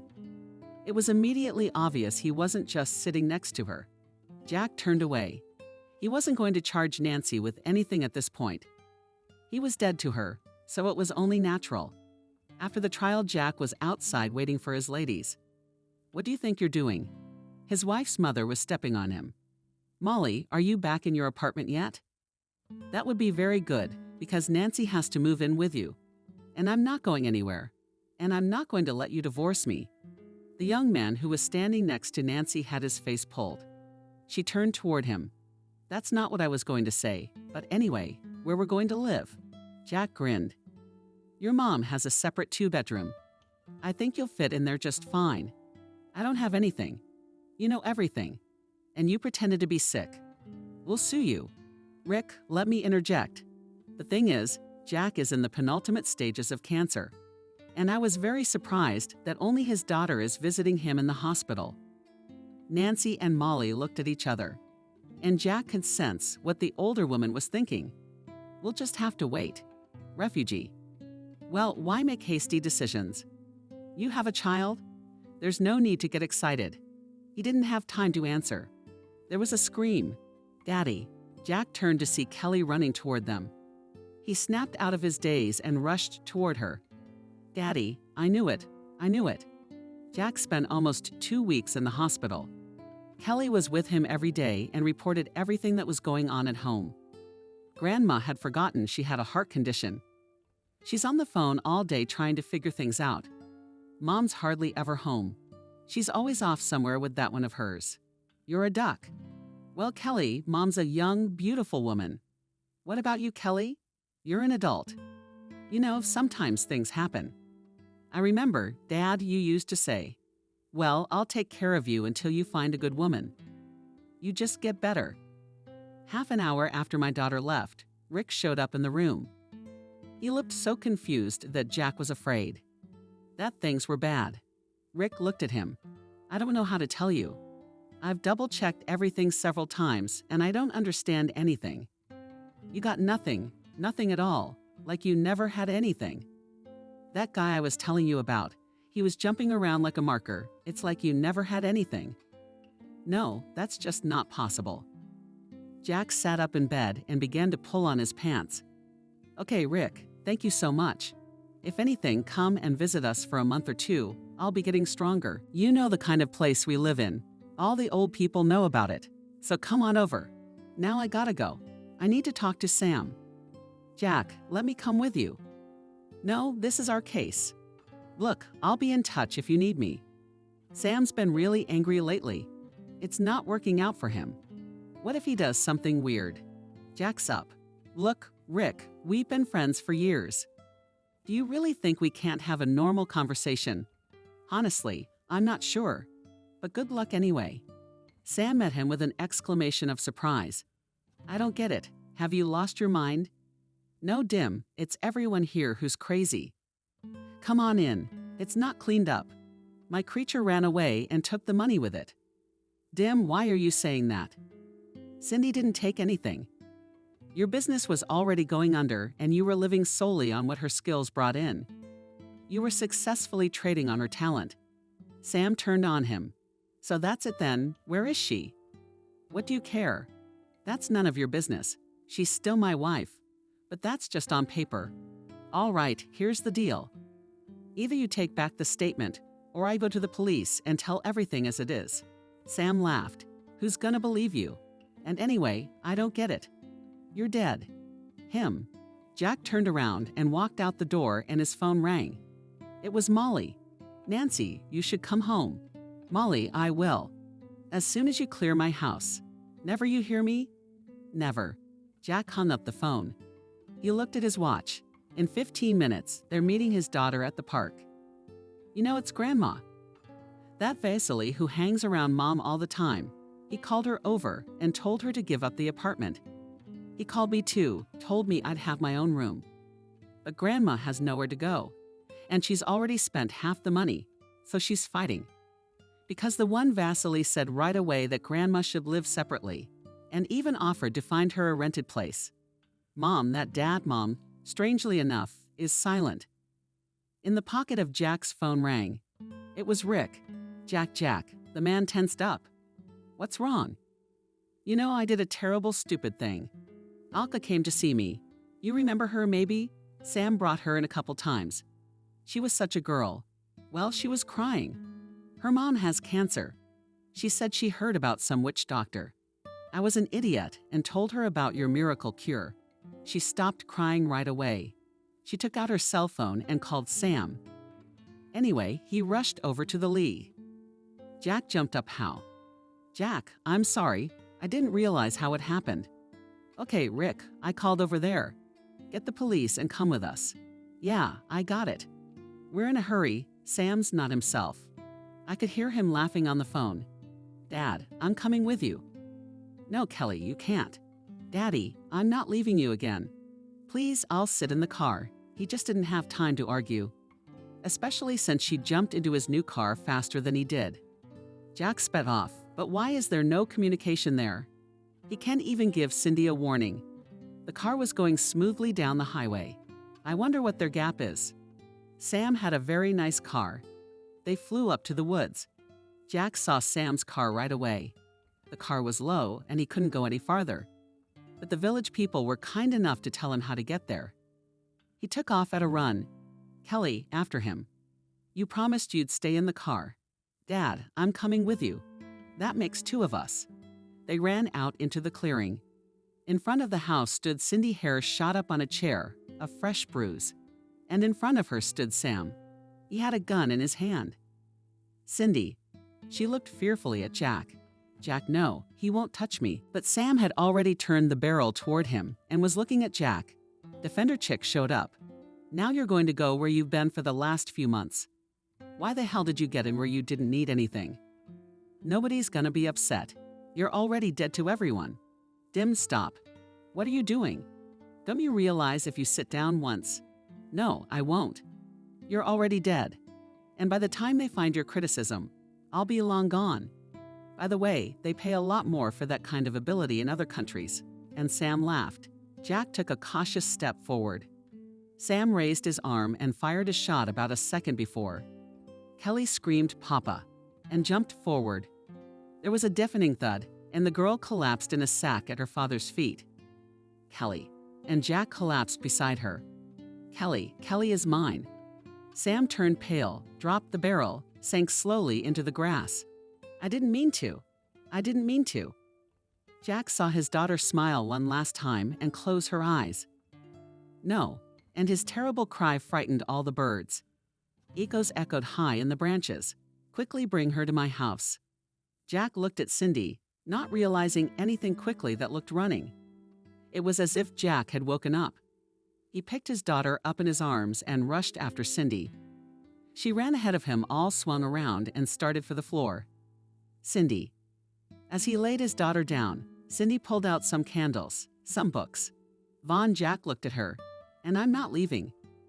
Elita shoved him roughly. Go away, out of the way. We're wasting time. Jack on cotton legs went outside. There were already people there. Sam was handcuffed. Jack rushed him into the driveway, blocked Rick. Shoo. What? He's Kelly. He killed Kelly. Rick yelped. Rick appeared next to him. Where is she? Jack nodded at the house. I need to look in there, get some help. She's dead. No, that can't be. Rick moved toward the house. Jack got in his way. You can't. Cindy said can't. Time was running out. They sat on the ground side by side facing each other. An ambulance had long since arrived and a police car was standing by. Once again, a policeman approached them. Look, we understand, but we can't wait any longer. You realize what would happen if the child was alive, and in the meantime she died because of the care she received. 10 minutes, please. No, we're all going inside. At that moment, the door swung open and a woman came out of the house. She was holding Kelly's hand. Or was Kelly holding hers? Kelly. Jack rushed over to her. The girl stared at him uncomprehendingly. Daddy, I just saw you all over there. The girl pointed her finger upward. Rick glanced over. Kelly's dress was covered in blood, true, already dried. But it was clear from everything that she was on her chest. No one realized anything. Cindy suddenly started to fall. Jack picked her up. Everybody into the ambulance. You follow. The elderly doctor gave orders quickly. Rick and Jack sat in the resident's chair. The doctor shook his head. Never in my life would I have believed these delusional stories. But the girl really did have an injury, and while yesterday when she was brought in I would have said the wound was a couple months old, today it feels like it was a couple years ago, and the passage and scar continue to heal. I've never seen anything like it. As for Lydia's woman, things are also very strange. Outwardly, she is quite normal, not thin, not emaciated. The body is emaciated, as if she hasn't eaten or drank for at least a month. And she's been working hard. I don't like things that don't make sense. I don't know what to make of it. The men smiled. Jack asked, Don't look, you can. Yes, you can. The doctor waved his hand. I don't know what I can and can't do anymore. Jack quietly entered the room. Cindy lay with her eyes closed and suddenly smiled. I thought you'd left me. He sat down next to her, and the woman opened her eyes. Are you crazy? I'll never leave you ever. I got it. Jack, I need you to know that I don't have the gift anymore. Jack exhaled. That's great. You're going to be a real regular woman. You really are glad. She looked at him strangely. Of course I am. You helped. I'm not arguing. I'm proud. I admire you. You saved me, my daughter, and hundreds of people. But you have to be a woman to be cared for, to be loved. She got up and hugged him. I love you, just you know. Once in a lifetime you can give your gift for a human life. Jack understood everything. He realized the price Cindy had paid to save his daughter. Do you regret it? No, I'd do it again. He kissed her. Believe me, there's a lot of good in ordinary life. I'll be sure to show you how wonderful it is to just live.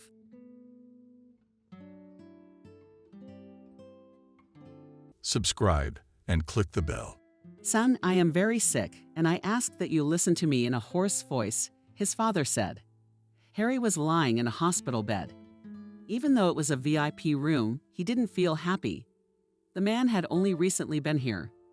He was diagnosed with tuberculosis, which was in the active stage is quite a dangerous disease, as it often ends in death. It's quite rare nowadays because of the corporatization. But Harry, like the rest of his community, had never been immunized. I'm listening to you, Dad. Felix spoke up. Somehow I've already figured it out. I have a fatal disease. Dad started, and then he started coughing. It can be cured. However, the doctors said that I am on. Harry couldn't finish. A coughing fit came over him again. When he was in so much pain, they had to call a nurse to give him an injection, which Felix did. After a few minutes, his father was able to speak again. You just take your time, hurriedly whispered caring guy, covering his father's hand with his palm. Well, in the first stages of still help pills, antibiotics. But I'm already old, Felix, and these drugs will not help me. I'll probably have to go under the surgical knife, but you know that's not my choice. So now listen to me carefully. The son nodded understandingly. Me and your mom. Harry waved his head back, pointing to the woman who sat after him. The man gave another cough and continued with me and Sophia. We want you to get married, son. Harry didn't continue because he saw son's eyes rounded. He didn't like that statement. His eyebrows tensed and lowered again. He was indignant. However, like an obedient son, he said nothing. We've already found you a nice girl, the father continued. Realizing that his son was trying to be patient, Felix's gaze shifted to his mother. She smiled and tried to support her son with gestures, urging him to agree. But he suddenly decided to change the accepted line of behavior in the family. No, the boy cut off. I am definitely against this proposal. Son, understand me. I'm an old man at death's door, and I want to make sure my son chooses his wife. According to our covenants and requirements, Harry insisted. A girl of our faith. And you know how hard it is to find a family here that is dedicated. Felix rolled his eyes and removed his palm from his father's hand. Who is she? The boy muttered offensively. This girl was born in the same village we came from with your mom. So she's a beggar, Felix blurted without hiding his indignation. Of course, he was not a major, though he lived in a wealthy family. The boy had been brought up well enough, never divided people by race, appearance, or money. He treated the poor well, fulfilled the requirements of his family religion. However, the guy did not want to see his wives as beggars, for almost all of them, with few exceptions, were ugly and stupid. Such was his personal prejudice. Don't call your future wife that. What kind of upbringing is that? Where is the respect for your father? Harry said angrily. Harry, Sophia exclaimed, turning to her husband. Harry slowly turned to his wife. Why am I wrong? He has no right to talk like that about the girl I found for him. The son rolled his eyes once more, abruptly stood up and left the room. Sophia moved closer to Harry's husband. Darling, but why did you have to go off on him like that? Depressed, the woman sighed. He has only just begun to realize in some state, and he is not 16 years old. Sophia, he's a mature young man who I thought was mature enough to have this conversation. Stop coddling him. He needs a wife, Sophia. And I found the perfect girl, the man said sternly. Harry had another coughing fit and could no longer speak. Sophia looked sympathetically at her sick husband and hoped that her son would fulfill his last will. Honey, are you busy? Asked the mother, entering Felix's office. That same day in the evening, he was sorting out some documents. Son, I am very sick, and I ask that you listen to me in a hoarse voice, his father said. Harry was lying in a hospital bed. Even though it was a VIP room, he didn't feel happy. The man had only recently been here. He was diagnosed with tuberculosis, which was in the active stage is quite a dangerous disease, as it often ends in death. It's quite rare nowadays because of the corporatization. But Harry, like the rest of his community, had never been immunized. "I'm listening to you, Dad." Felix spoke up. "Somehow I've already figured it out. I have a fatal disease," Dad started, and then he started coughing. "It can be cured. However, the doctors said that I am on." Harry couldn't finish. A coughing fit came over him again. When he was in so much pain, they had to call a nurse to give him an injection, which Felix did. After a few minutes, his father was able to speak again. "You just take your time," hurriedly whispered caring guy, covering his father's hand with his palm. "Well, in the first stages of still help pills, antibiotics. But I'm already old, Felix, and these drugs will not help me. I'll probably have to go under the surgical knife, but you know that's not my choice. So now listen to me carefully." The son nodded understandingly. "Me and your mom." Harry waved his head back, pointing to the woman who sat after him. The man gave another cough and continued with me and Sophia. "We want you to get married, son." Harry didn't continue because he saw son's eyes rounded. He didn't like that statement. His eyebrows tensed and lowered again. He was indignant. However, like an obedient son, he said nothing. "We've already found you a nice girl," the father continued. Realizing that his son was trying to be patient, Felix's gaze shifted to his mother. She smiled and tried to support her son with gestures, urging him to agree. But he suddenly decided to change the accepted line of behavior in the family. "No," the boy cut off. "I am definitely against this proposal. Son, understand me. I'm an old man at death's door, and I want to make sure my son chooses his wife according to our covenants and requirements," Harry insisted. "A girl of our faith. And you know how hard it is to find a family here that is dedicated." Felix rolled his eyes and removed his palm from his father's hand. "Who is she?" The boy muttered offensively. "This girl was born in the same village we came from with your mom." "So she's a beggar," Felix blurted without hiding his indignation. Of course, he was not a major, though he lived in a wealthy family. The boy had been brought up well enough, never divided people by race, appearance, or money. He treated the poor well, fulfilled the requirements of his family religion. However, the guy did not want to see his wives as beggars, for almost all of them, with few exceptions, were ugly and stupid. Such was his personal prejudice. Don't call your future wife that. What kind of upbringing is that? Where is the respect for your father? Harry said angrily. Harry, Sophia exclaimed, turning to her husband. Harry slowly turned to his wife. Why am I wrong? He has no right to talk like that about the girl I found for him. The son rolled his eyes once more, abruptly stood up and left the room. Sophia moved closer to Harry's husband. Darling, but why did you have to go off on him like that?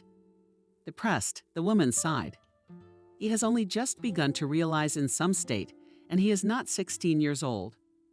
Sophia, he's a mature young man who I thought was mature enough to have this conversation. Stop coddling him. He needs a wife, Sophia. And I found the perfect girl, the man said sternly. Harry had another coughing fit and could no longer speak. Sophia looked sympathetically at her sick husband and hoped that her son would fulfill his last will. Honey, are you busy? Asked the mother, entering Felix's office.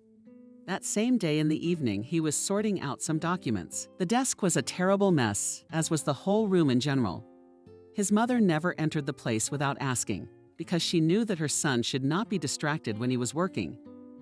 They lived in the same apartment, but it was very large and could accommodate 3 families at once.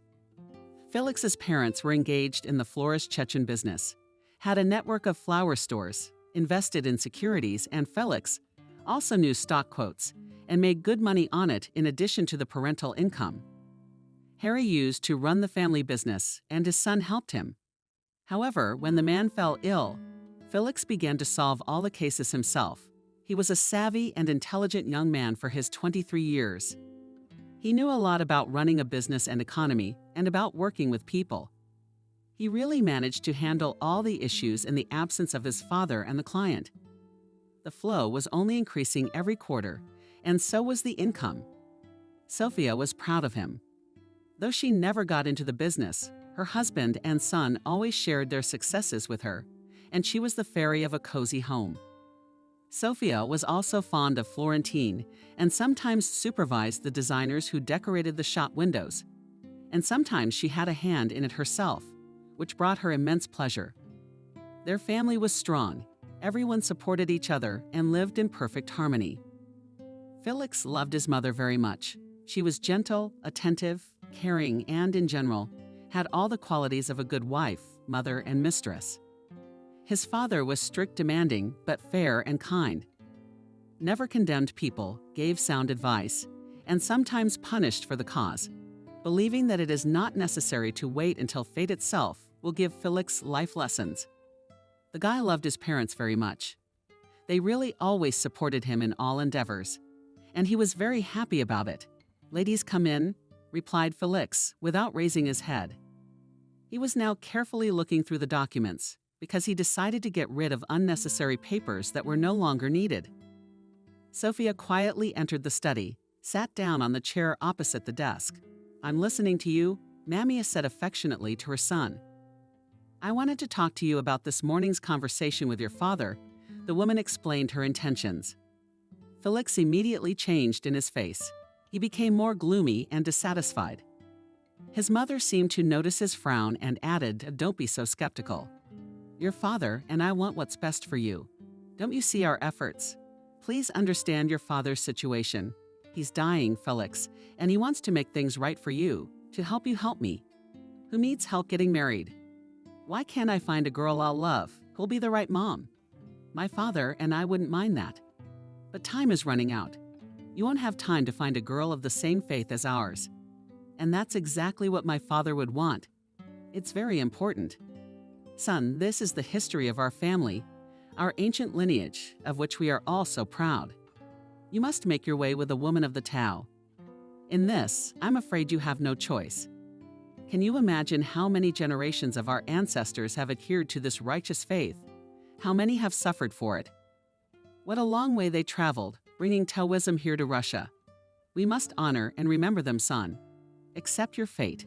Do not anger the spirit of our fathers. Well, if I don't want to go on, why do I have to practice this religion? Maybe I don't believe in it at all. Maybe I'm an atheist or agnostic." The guy parried the woman. The woman's heart even sank. "What are you talking about?" she said in amazement, "Felix. I do not recognize you. You want to give up our faith, which my father and I have carried through so many generations, in which we brought up and raised you our only son, our heir." "Perhaps," the son muttered. So said Sophia, changing her tone to one that the astonished son had never heard from his quiet and kind mother. "Your father didn't marry me for love either. But as you can see, he and I are very fond of each other. You're marrying this girl because those are the rules. And if you want to be part of our family, our big family," Mother added threateningly, "then you will have to accept it." With those words, the woman got up from her chair and walked towards the exit of the room. "If I really had a choice, I wouldn't have been born into your family," bitterly whispered the son. However, the woman heard it. She rolled her shoulders sorrowfully, but said nothing more. She was hurt that Felix didn't want to realize how important this was to them. They were doing so well, and this idyll would have continued until Felix became more and more understanding about the three pure to keep my husband alive, to prolong it yet let him heal from his serious illness. "I pray you." Habitually, the woman called out to her gods. All night she prayed, pored over rosary beads, cleansed her soul with them, trying to reach the divine essence. And with the first rays of sunlight, she felt much better. "Son, I have something to tell you," Sophia said at breakfast. What else did Felix say? Choking on his cereal. "Daddy's condition has worsened. He needs emergency surgery to remove part of his lungs."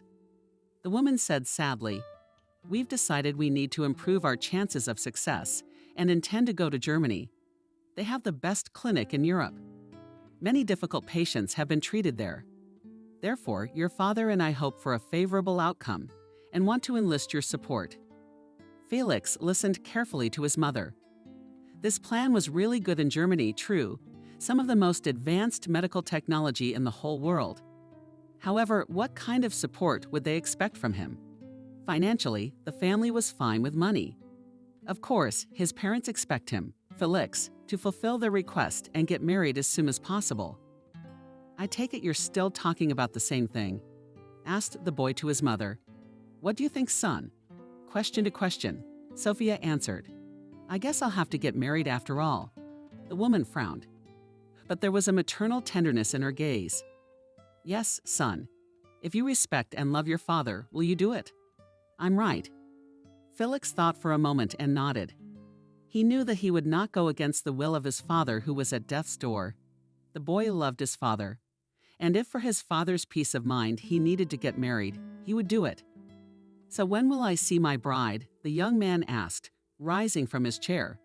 The engagement is in 3 days. At the ceremony, the girl's father will give his traditional consent to the wedding. You will meet their family. Everything will be fine. The mother tried to cheer up her son. Of course, it didn't encourage him in any way. But Felix appreciated his mother's efforts. She really wished him happiness and hoped that he would find his love in this girl. Even if not immediately, but it would happen sooner or later. The woman looked fondly at her son. He had matured so much and become a real man.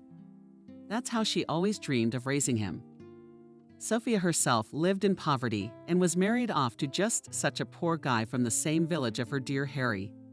But they managed to make a good life, moved to the city, had a boy, and lived happily ever after. She couldn't believe that it could all come crashing down in an instant. All their dreams of growing old together could go down the drain. But life is unpredictable. Nothing lasts forever, and it's only by knowing this that we gain immortality. She believed in the Tao. Her husband believed in the Tao. They would be immortal because they knew the truth.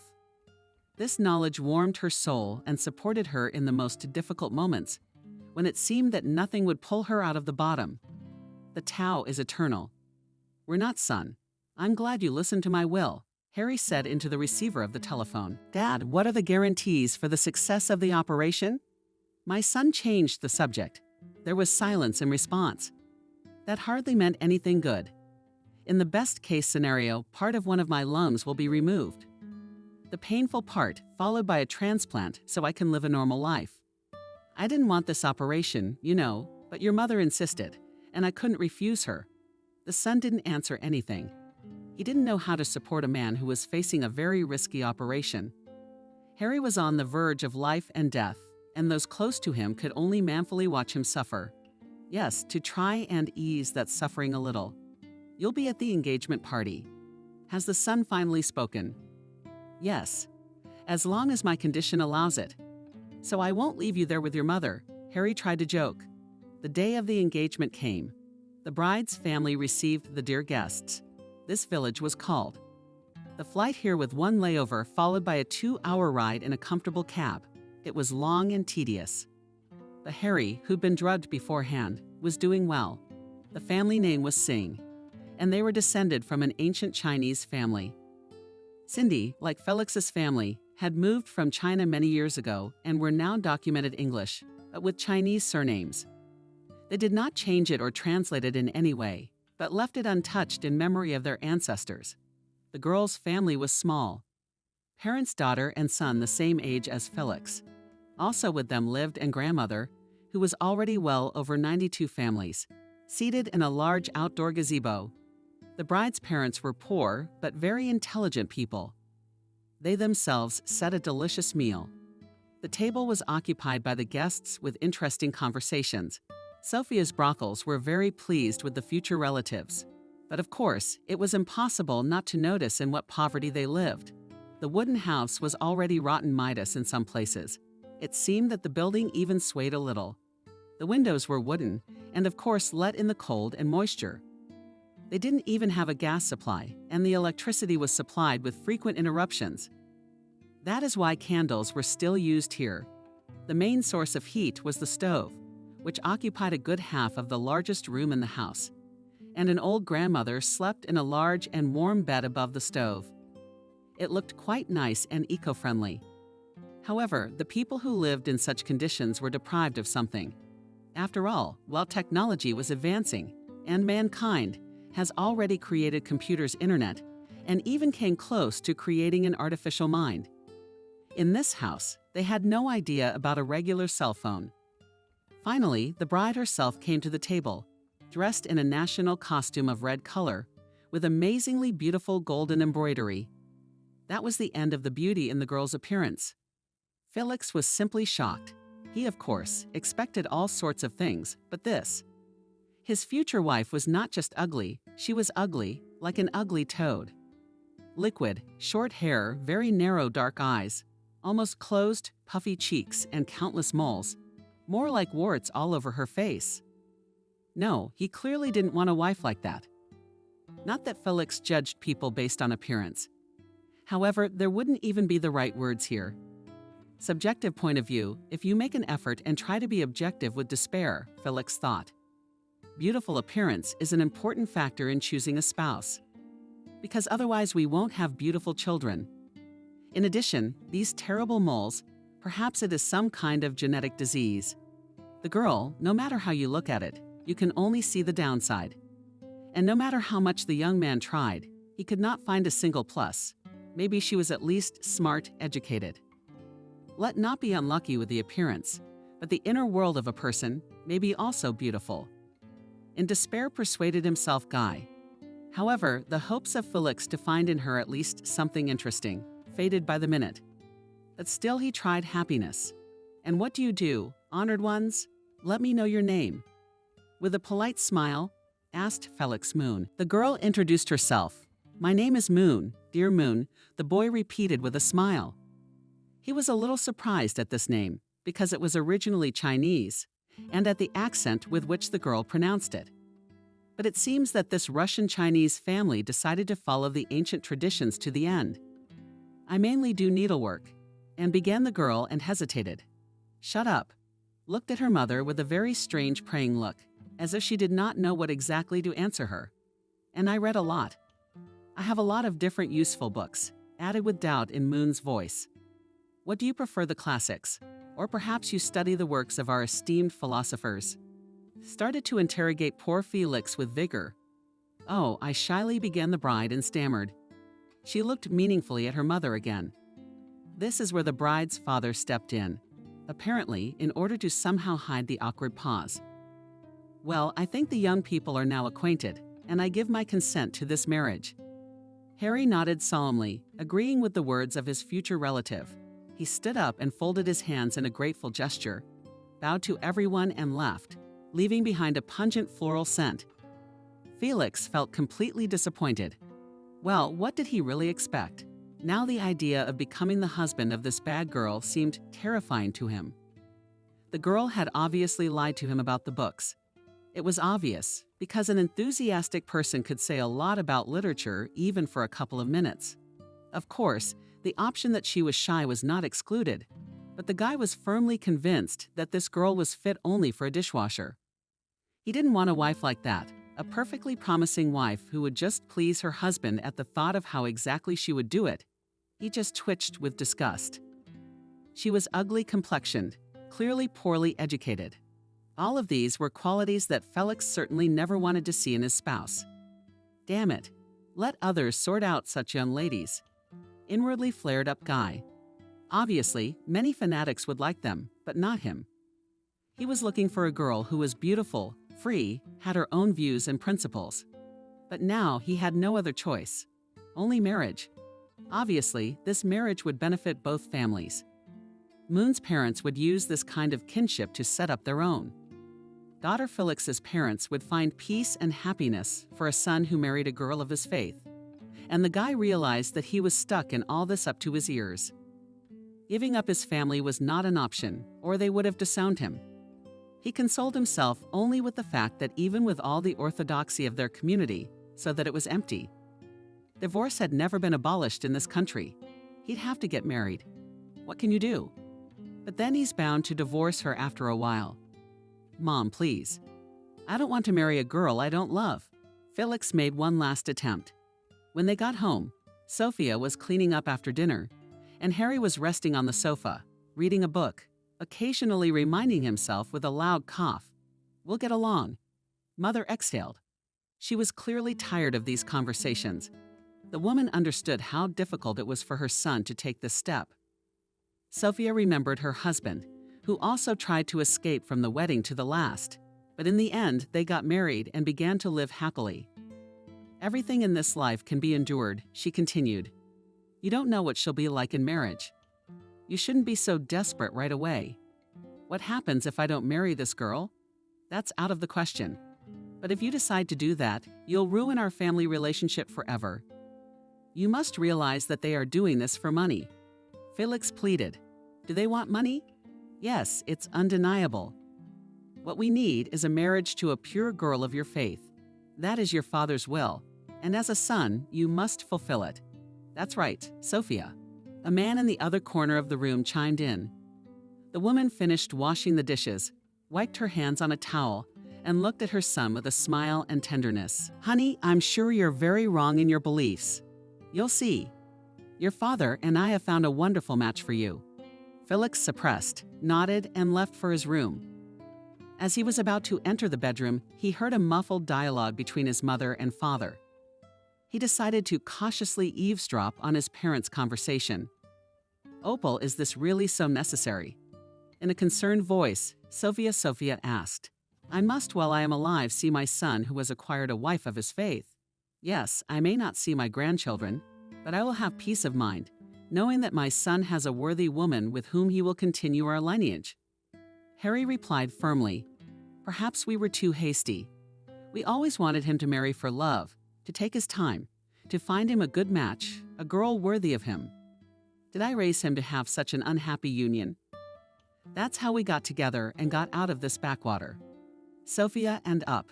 I think that our son too, if we raised him to be a real man, will be able to provide the same good life for his wife and then for his children. What if we're making a mistake? What if we're making our son a miserable Harry? I don't want him to hate us for the rest of his life. A woman cried. I understand your worries, honey, but please trust me, he'll be fine. In the following minutes, only bitter sobs of the mother were heard. And Felix didn't know that his mother was so worried about him. She really only wanted the best for him. It made him think about a lot of things. Would a mother be willing to make her own son miserable for the sake of some kind of faith? Why did they care so much about her? It should be noted that the guy had never shown much interest in Taoism. For him, any religion seemed something strange and artificial, absolutely unnecessary. People invented some gods, and each nation had their own, and everyone thought they were the only real ones. Nonsense. People need a higher mind or power to just calm themselves down and give their lives meaning. Who would want to? It's pointless to go through life knowing that at the end of it there will be nothing. Everyone, or almost everyone, has to believe in something. Otherwise, mankind is doomed. But Felix, like most young people, was sure that there is nothing divine in the world. For him, God was only science. But since he madly loved his mother, the guy from childhood pretended to believe, and for him not an empty sound performed all the rituals, observed traditions. Once they even traveled to China, to the historical homeland, to immerse themselves in Taoism, as in the Celestial Empire was the birthplace of this faith. And of course, the followers and temples there were innumerable. However, with each year of his growing up, he went more and more into science. He studied at the Faculty of Geology, helped his father with business, and began to devote less and less time to spiritual life. Of course, his mother was not happy about this development, and once even forced him into a serious conversation. You are attending our school less and less. You are rarely in the temple. You've stopped meditating and practicing. Mom, you should finally realize that I am not interested in all this. Felix interrupted the woman. What do you mean, not interested? This is your faith. I want to devote my life to science, and Taoism has no place in it. Sophia put his hand to his mouth in a tragic gesture. What the hell do you think you're doing? How dare you say such things? Your father is also not the last man in this life and a successful businessman. But that doesn't stop him from continuing on his path of following the Tao. Have you forgotten the main point of our existence on this earth? The world is full of religion, Mom, and everyone is talking about something different. But I don't think I'll ever be able to join one. It's all foreign to me. The woman sat back in her chair and shook her head. No, Felix, if you give up your faith, you give up me and your father. You will have no family. Is that what you want? So you're willing to give up your own son for your faith. It's the way of the world. We just go with the flow of life. And if you deny me, I will not resist. Because resistance is a path to nowhere. Felix shook his head and left the room. He loved his mother and father very much, but at the same time he hated everything about this fucking religion. The guy thought it was moronic. After all, denying death, denying the natural course of things, denying nature itself, there would be no immortality. Our spirit will not be overpowered. It is in the soul of our children. We will simply die. There will be emptiness next. The end. However, after giving it some thought, he made a wise decision. Mom, I'm sorry for everything I said. I was wrong and I'm ready to continue to give myself to my faith, Felix declared to his mother. Smiled sincerely. She was very glad that her son understood her and stayed in the bosom of family and religion. The woman could not resist him and was insanely happy for the decision her son had made. The boy, on the other hand, was terribly disappointed that for most of his life he would have to pretend and follow the will of his parents. But he just couldn't afford to leave them. They had done so much for him, invested so much in him. Felix had an obligation to repay them by loving their faith. After all, that meant respect and gratitude for their labor. The next morning became very hard for the boy. After yesterday's obedient dialogue of his parents, he felt uncomfortable. Felix felt very awkward at breakfast, which passed in complete silence. Finally, his mother raised her voice. Felix, my father, and I have news for you. The boy immediately tensed up. It did not bode well. Usually his mother tried to prepare the others for a serious topic. As you know, my father needs surgery. She started from a distance. We thought we had more time, but unfortunately, there is no time left at all. We'll have to leave for Germany as early as tomorrow. Felix shouted. Yes, Harry spoke up. But don't act like a capricious girl and get married. The engagement has already taken place. I expect you to obey, not disgrace. Harry. Sophia turned to her husband indignantly. The woman looked at her son and smiled dearly. What your father means is that you will have to get married without us. We won't be able to attend your wedding. Felix's eyes rounded in amazement. Not only did he have no desire to get married, but his parents would not be there on this beautiful day. Anger boiled up inside him. You don't have to worry. There will be no wedding. The boy blurted out. Harry, what is it? Scylla pounded the table with his fist.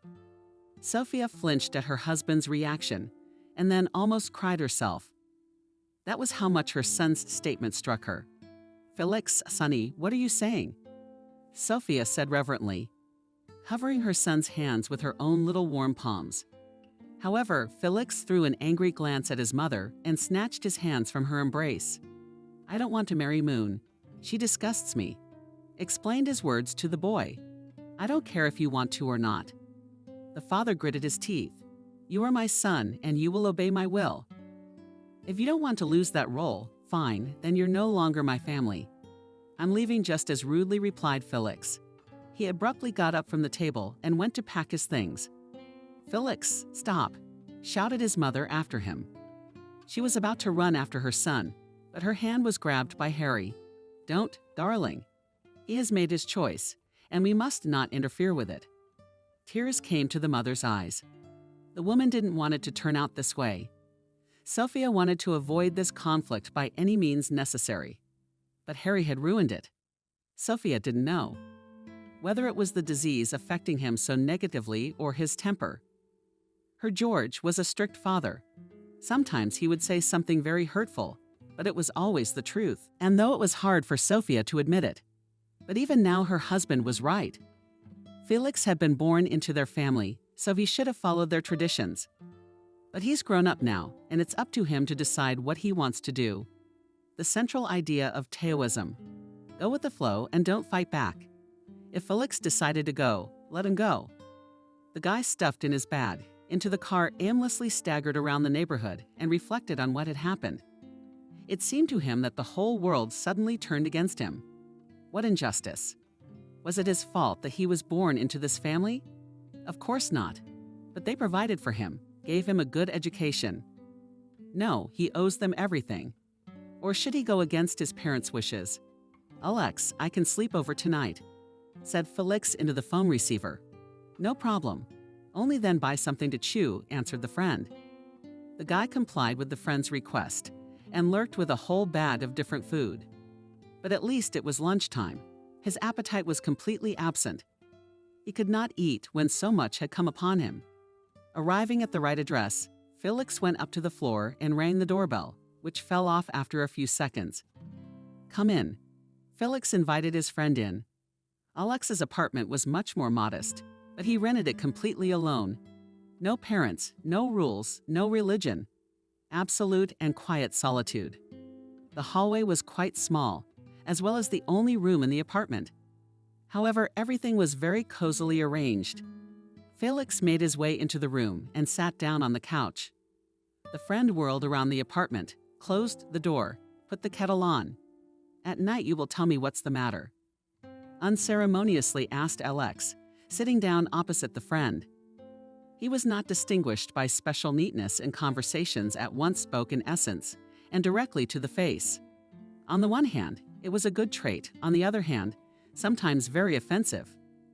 Ask him, for example, how he liked his new jacket, and he would answer honestly, it didn't look good. That couldn't help but offend. But better the bitter truth than a sweet lie. Yes, parents are a problem. Felix answered with a sigh. He always liked to start all conversations from afar to prepare the interlocutor for the future dialogue. He had inherited this trait from his mother. They told him to move out finally, Alex suggested, trying to make a joke. Felix was silent. He didn't know how to tell his friend about his worries. He and Alex had been friends since childhood. However, their paths diverged when the guys graduated from high school. Alex went to study to be a sound engineer and devoted his life to music. He did not have the same rich parents as Felix, and he achieved everything by his own labor. Felix went to university thanks to his parents' money, because he was smart enough, but not persistent enough in achieving his goal. No one ever set a goal for him to enter on the budget. They just paid for education, and that was the end of it. However, Felix decided on his future specialty himself and studied at the university with pleasure. My father wants me to get married, sadly muttered Felix, lowering his head. Why so sad? It's great, answered Alex. Laughter. Indeed, not understanding his friend's mood, he himself had no personal life. Alex devoted himself to his career and never thought about his family. He hadn't finished university yet, but he was already earning well, as fate gave him a job in a famous studio, where quite wealthy artists and bloggers recorded their albums and podcasts. It wasn't until later that Alex got it. Felix probably didn't think about getting married either. He had a steady business. The kid obviously didn't want to settle down so quickly. Now the expression on Alex's face became sympathetic. To whom? Careful, asked Alex's friend. That's the thing, sighed Felix. On some village girl is depressed, he added. That poor little villagers hardly touch your heart anymore.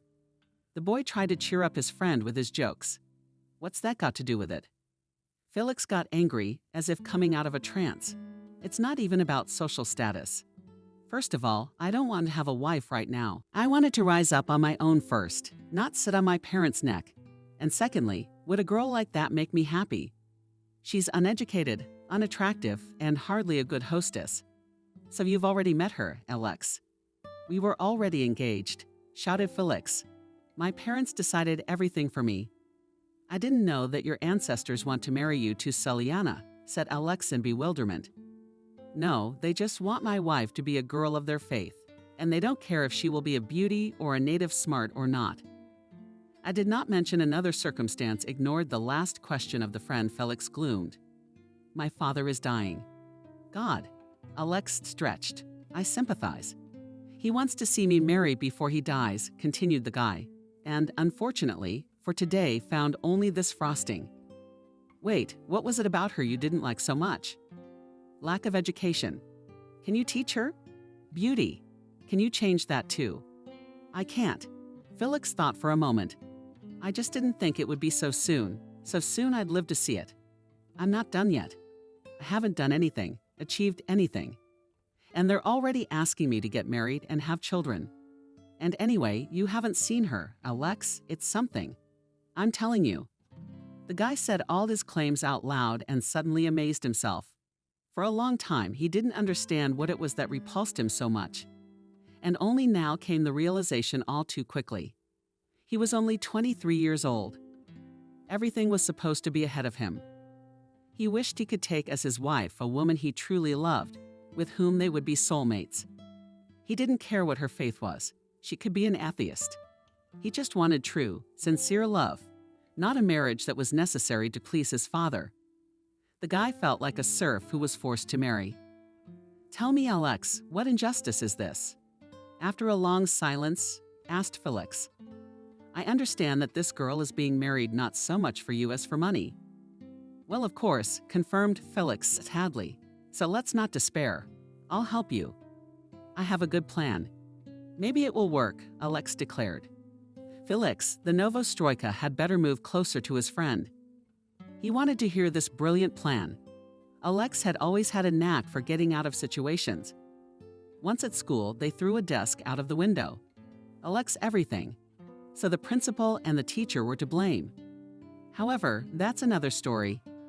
Having listened carefully to his friend's ingenious plan, Felix realized that he would do everything Alex came up with. It seemed like a really good way out.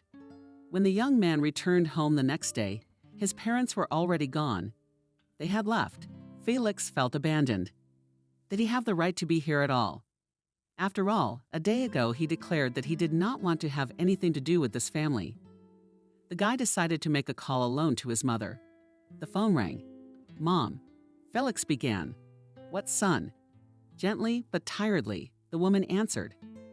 "I'm sorry for everything I said this morning. I'm very ashamed of those words. I love you and your father, and I am ready to get married," the boy declared. Felix cried out excitedly to Sophia. Sounds could be heard in the phone. "I was so worried when you didn't show up. You'll have to forgive your father's rudeness." He did. By the way, as he interrupted the woman's son, "He's supposed to have surgery in 5 days. We're running some tests now." Okay. There was an awkward silence. Sophia was the first to break it.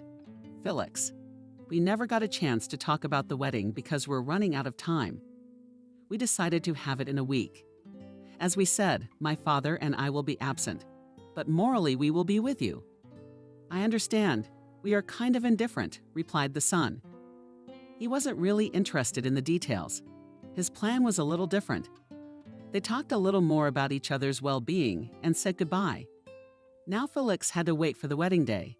The guy did not prepare for it at all. Unlike the bride, who was picking out jewelry and trying out her hair, her relatives were in charge of organizing the event. However, Felix's parents helped them financially. Felix himself continued to do business. He studied, and everything in his life flowed as it was before. Finally, the time of the appointed rite came. All this week, the guy felt terrible, conflicting emotions, but still took a plane ticket and flew to the event. He turned off his phone a couple days before the flight because he was mad at his father and did not want to listen to his last instructions. The wedding, as well as the engagement, took place in the same remote from civilization, sparsely populated village. To be more exact, near it there were endless fields, renewed with forest, where there was a temple Datsun, in which the marriage was to take place. The temple was small, but beautiful enough. A great many people came to the ceremony, mostly from the bride's side. The groom's parents didn't have that many friends or relatives, because those parents were either dead or had simply cut off all ties with their wealthy urban distant kin long ago. When Harry and Sophia had moved into town and started their own business, many of the distant relatives and friends had become jealous of them, and all communication with them had ceased, in and of itself. Felix drove up to the ceremony venue in a dirty old Chevrolet. He managed with great difficulty to find such an ill-finished car and borrow it for one day from the local crew. Some guests were simply shocked at such an appearance. Though no, they weren't only astonished by it. When the guy entered the temple, a lot of surprised looks turned to him. All those present immediately began to whisper, Such a commotion was caused by the young man's appearance. After all, he clearly followed the plan made by Alex. The groom, contrary to the expectations of those gathered, came to the ceremony in the outfit of a bum. He wore a pink, torn, dirty t-shirt and beach shorts. The same kind of all this image was covered by a wrinkled blue jacket with red hearts, which was that he moved.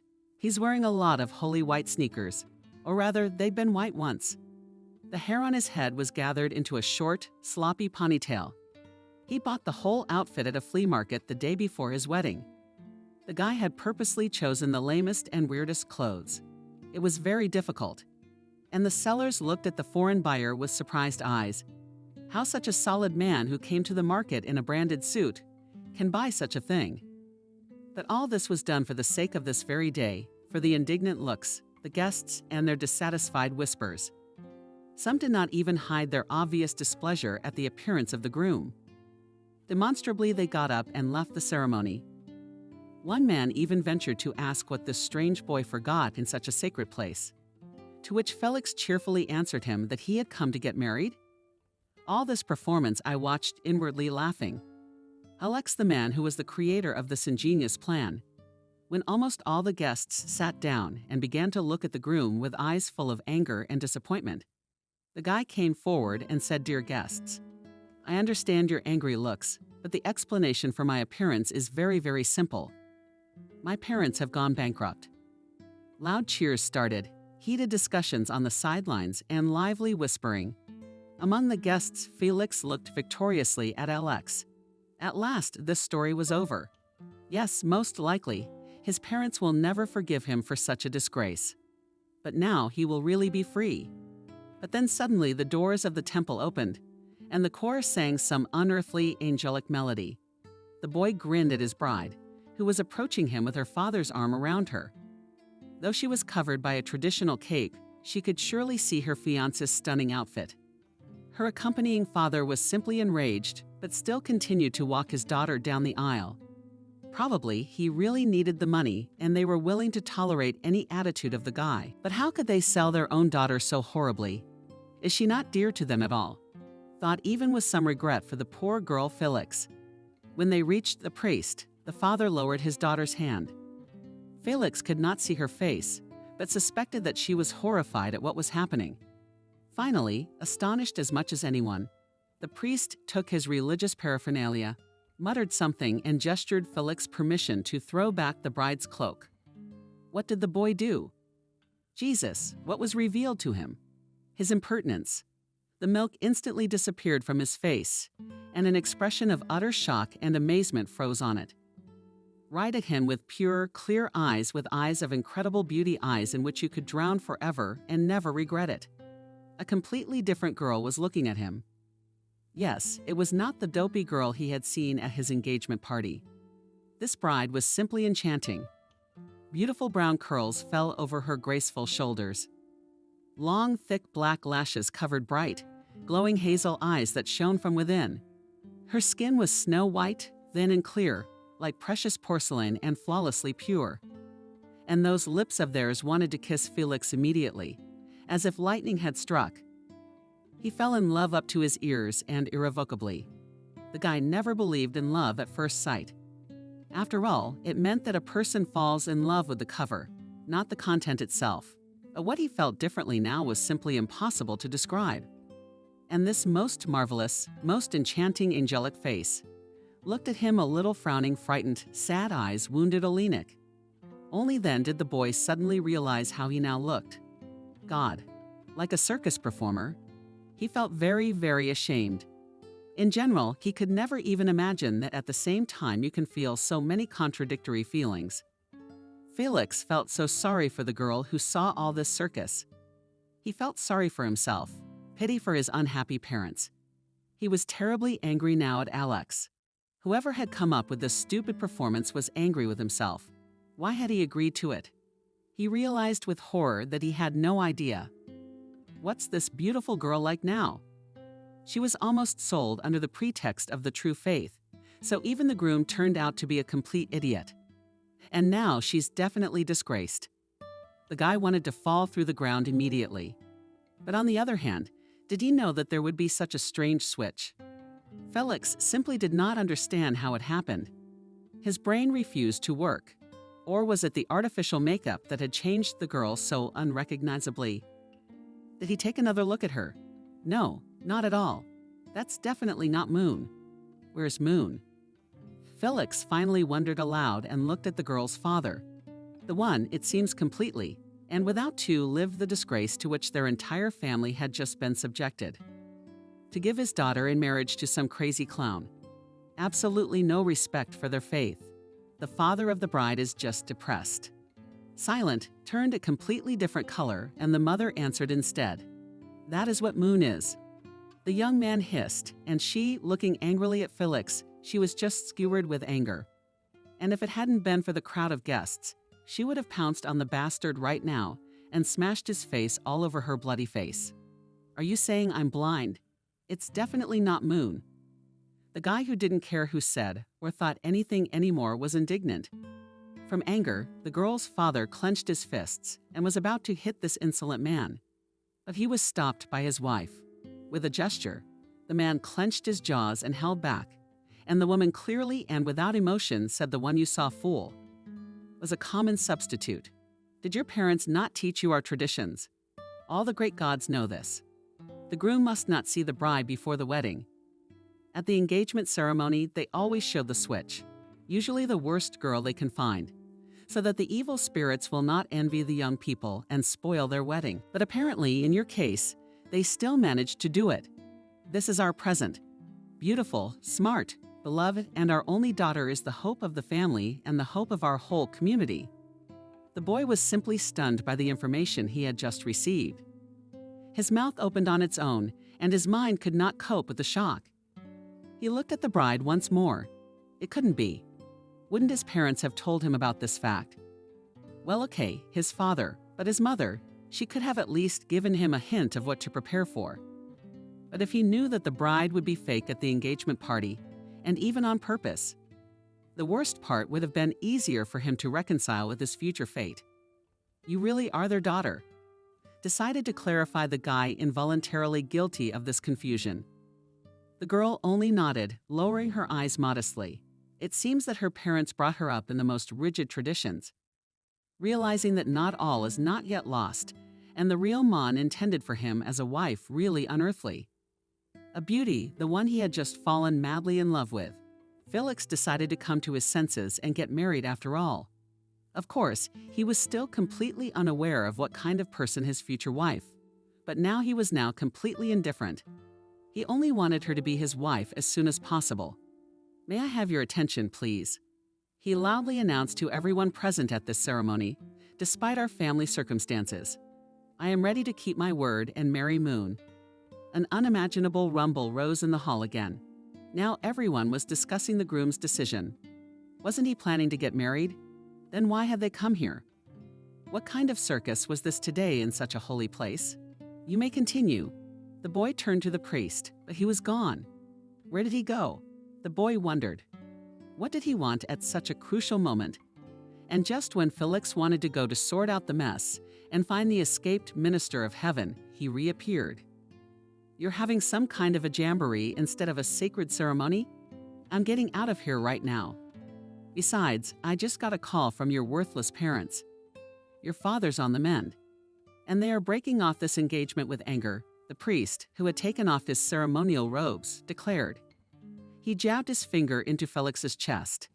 He muttered something unintelligible and ostentatiously left the temple, followed by all the others. Soon the hall was almost empty. The boy looked at the priest in total confusion, then looked at the girl and her parents. He had just found the love of his life, and everything was falling apart like a house of cards. It really was like a circus, and a bad one at that. Felix looked at his friend, hoping to get support, but he just shrugged his shoulders and made a perplexed face. This twist of fate was definitely not part of their beautiful plan. Well, come here. We're leaving, ordered the father of the bride. He did not look so strict at the engagement party, Felix noted to himself. The girl obediently turned and was about to follow her parents. But then Felix grabbed her arm. Looking directly into the eyes of the head of the family, The guy said decisively, "No, she is not going anywhere. I am the lawful groom, and my word is this. The wedding will take place today. Do you want it or not?" Young man, laughed the man. "I don't understand you at all. I don't understand your whole family either. First, you come to a sacred ceremony dressed as a clown, insulting our faith and our clan, claiming your family is bankrupt and showing complete disregard for everything we hold dear. Then your father calls, says nothing of the ruin, but breaks off the engagement. And now you're back to claiming my daughter and threatening me. The engagement has been consummated, so you agree." Without blinking an eye, Felix parried, "I will marry her, and that's final. It's your own fault, isn't it? You gave me some stupid switch. Don't you all realize that our generation doesn't care about all these religious prejudices? Of course, it wouldn't have been a circus if I'd seen the real one, but now I insist I have a legal right to your daughter. You practically sold her to me. What do you say? Not like this? How dare you, you bastard?" The man hissed and hit Felix in the face with all his might. From a strong blow, the guy fell down and dropped his hand to his soulmate from his nose. He bled under the eye, blurred a large black eye. Yes, Amin cried out to the wife of the father of the family. "Looks like they call everyone in their family by their Chinese names. Or is that some kind of switch too?" Despite the pitch, Felix grinned to himself. He stood up, wiped the blood from his face with his sleeve, and returned the insufferable scoundrel's favor. The woman screamed, the daughter stood like a statue in her finery, and the few men present tried to break up the fight, but they were unsuccessful. Finally, Alex and another massive young local managed to do so, and they pulled the frustrated groom and father-in-law apart. "What are you doing?" "Fool," spoke Alex quietly. "Pardon God, not particles," cried out, ran back the priest, who heard the noise of fighting in the temple. "To do such a thing in a holy place. You'll never attain enlightenment. You'll never know the path. Go away from here and never come back. And he spat under Felix's feet. He took the rosary and began to mutter something to himself quickly, apparently cursing the whole family of evil and his fiancée. Felix looked around. Only he and Alex were left in the temple room. The bride's family had disappeared as well. While the priest was covering him, Felix, shamed, all the guests had left as well. He had really messed up and had only himself to blame for everything. Yes, that was their cunning plan at first, to come in such a slovenly, unacceptable state, to say he couldn't see anything because his parents were broke. But things didn't go according to plan. When Felix saw his bride, he fell in love. There was no doubt about it. But now the relationship with her parents is ruined forever, as is the relationship with their priest. Plus the whole congregation, all the people who came. These are solemnizing events. Very disappointed and now unlikely to come to his wedding again. And will she even be in it? Felix was very doubtful. However, he was firmly convinced of one thing at all costs. Moon would be his wife. He was ready to steal her, kill for her, do anything to make her his. A murderous expression froze on Du Amin's round face. He had indeed wished someone dead so dishonored his daughter, his family, his religion. Who would take this tainted commodity as a wife now? And where else would he find another suitable groom? No, this Samsung and his family will not get away with this. They may be rich. They may have the right connections. But Amin has honor and dignity and his faith. And he will defend his daughter's honorable name and spare his family from such a terrible disgrace. The father resolutely dragged his late, quiet daughter behind him, who looked around with innocent eyes wet with tears. The mother walked beside them, showering curses on the rich and worthless family. As they left the temple, Felix rushed after them. "Felix, stop.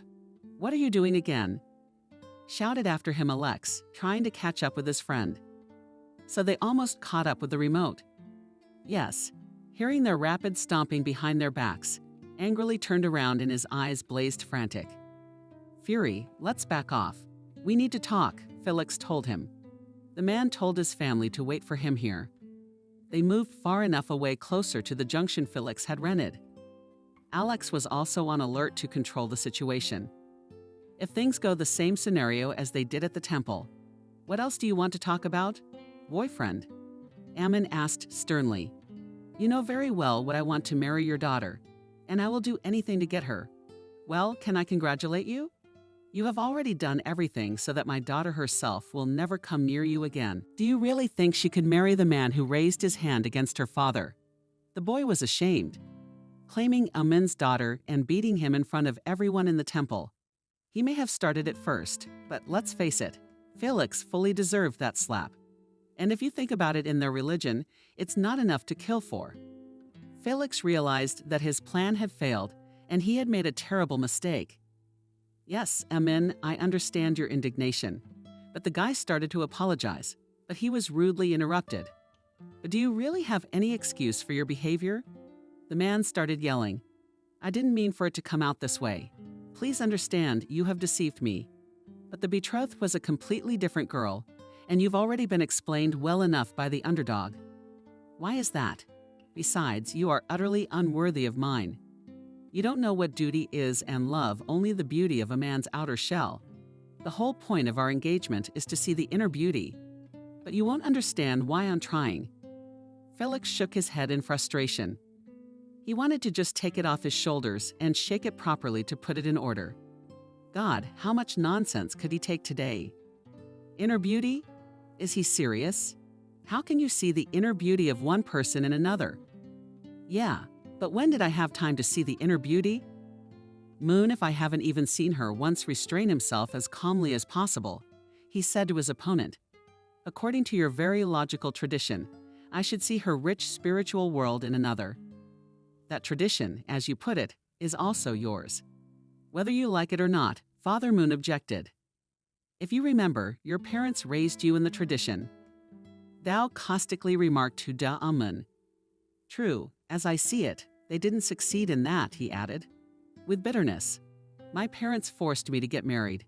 I didn't want to. I don't practice any Taoism. I'm a future scientist, and I don't care about all religion combined, exclaimed young Felix with all the fervor of a young man. The man felt so offended that his eyes almost fell out of his orbits. He looked at the impertinent boy and gritted his teeth, threatening him with his finger. You will never be my son-in-law. I will not allow it. You and your family disgust me. You broke our family and paid for it. I will never give you my daughter. Goodbye. With those words, the man turned and walked towards his family, leaving the two young men in a complete stupor. I don't get it now. He just said he wouldn't give me his daughter. Felix said slowly, What did he want, buddy? Alex was amazed. This is not a toy. And not always everything turns out the way we want. Disappointedly added the friend and went towards the car. Felix silently looked after him. He has not yet fully recovered from everything that happened today, and he was already offended by his friend, so he caught up with him and stopped him. Sanik, what are you doing? Surprised asked the groom. The friend looked at him disappointed. And you really do not understand? No, bro, explain. You think that because you were born into a rich family, you are allowed everything. Rich parents solve all your problems. You're used to getting everything you want. But you know, I can disappoint you. The world doesn't revolve around you. Shouted Alex. I've never heard you say that before, Alex. That's crazy, Felix. Are you jealous of me? Jealous of what, Felix? What you didn't get. It's the unwilling beauty, or that you insulted her father, beat him, and then you question and sincerely do not understand why he does not want to give you his daughter in marriage. You've got a lot of nerve, Felix. Not only have you shown no respect for your parents' request, but you think that after everything you've done here, you're going to be of any use to anyone. Wait a minute, you're the one blaming me for things that aren't my fault. I wanted to make fun of people like that, and I didn't beat up my father. I was only trying to help you, and you were a complete idiot. You came up with the plan, asshole. You helped me pay it off, and now you're renegotiating liability. That plan certainly didn't include fighting and insulting your fiancé's parents. Yeah, you want to know why it went so wrong. Felix raised his voice even higher. I fell in love with her as soon as I saw her. Yeah, Sonia, I fell in love with that girl. You're out of your mind. What love? Damien said it right. You just want a pretty doll. Love. Felix is a job, not one lustful look at a scared girl. she could be Angelina Jolie. But that's not love. Fool. Fuck you. You're not my friend anymore. Felix has declared, I don't want to be friends with shit like you and Felix. I hope we never cross paths again. Goodbye. And Alex left too. This got in place. This day was supposed to be the happiest day of Felix's life, but it was the exact opposite. Now he hated this day himself and his parents. That Danfield and that stupid temple. Why? Why didn't they tell him? For the 100th time? He asked himself, as if mocking him. More torrential rain came down. Felix cursed the whole world. Why did he have to suffer such a universal injustice? He had been abandoned by all the friends of the bride's parents for sure and his parents. Judging by the 15 missed calls, the guy didn't want to answer at all.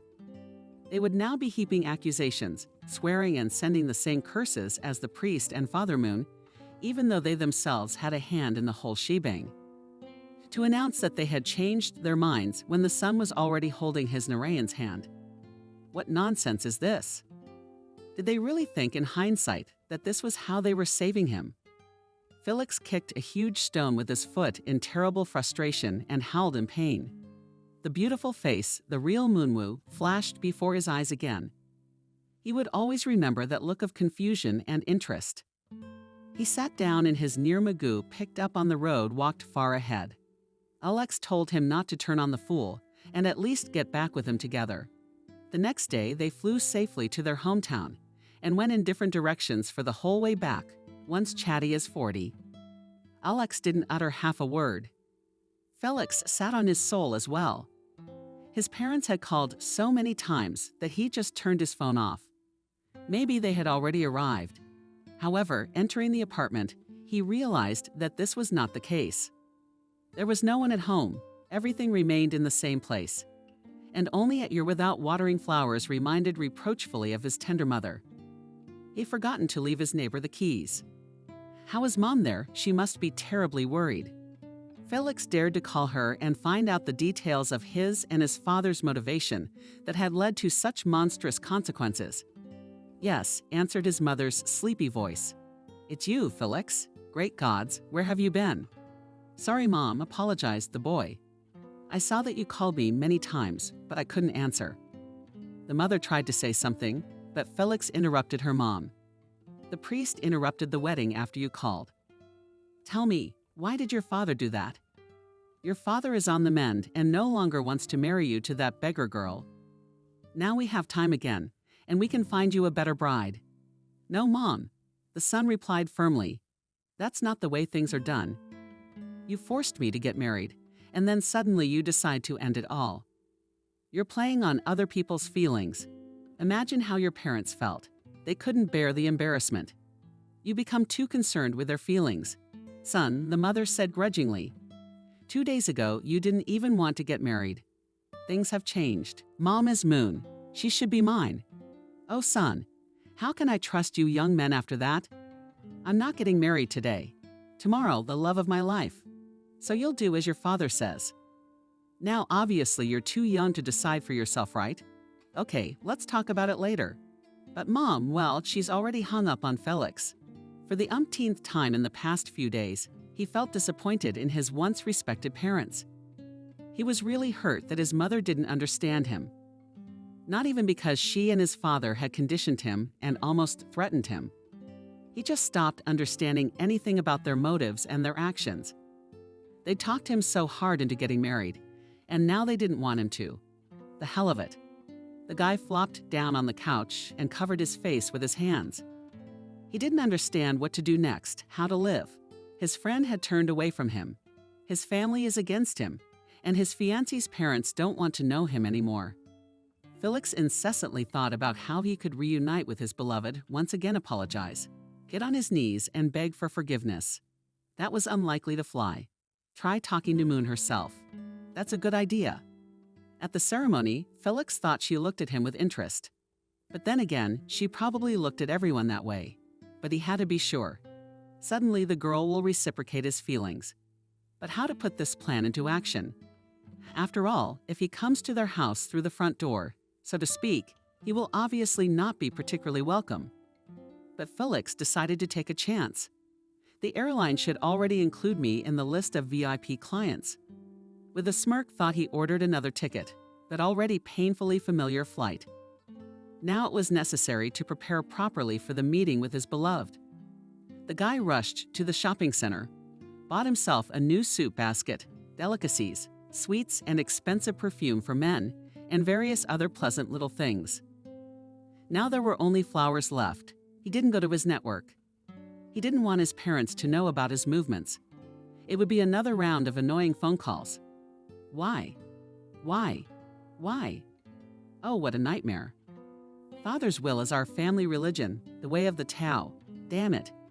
He's had enough. You want bouquets of rainbow roses for all this? Smiling politely, the girl at the flower shop asked. Yes, that's right. Felix answered cheerfully. Rainbow ones were considered the most beautiful, rare, and prestigious. Felix hoped that Moon would appreciate the gift. The cashier pulled out a card machine. Applying, please, she said, adjusting the flowers in the bouquet. The guy applied the card, but an unpleasant squeak followed. The girl looked at him questioningly. It didn't work. There must be some mistake. Let's try again, she suggested. She pressed some buttons on the machine.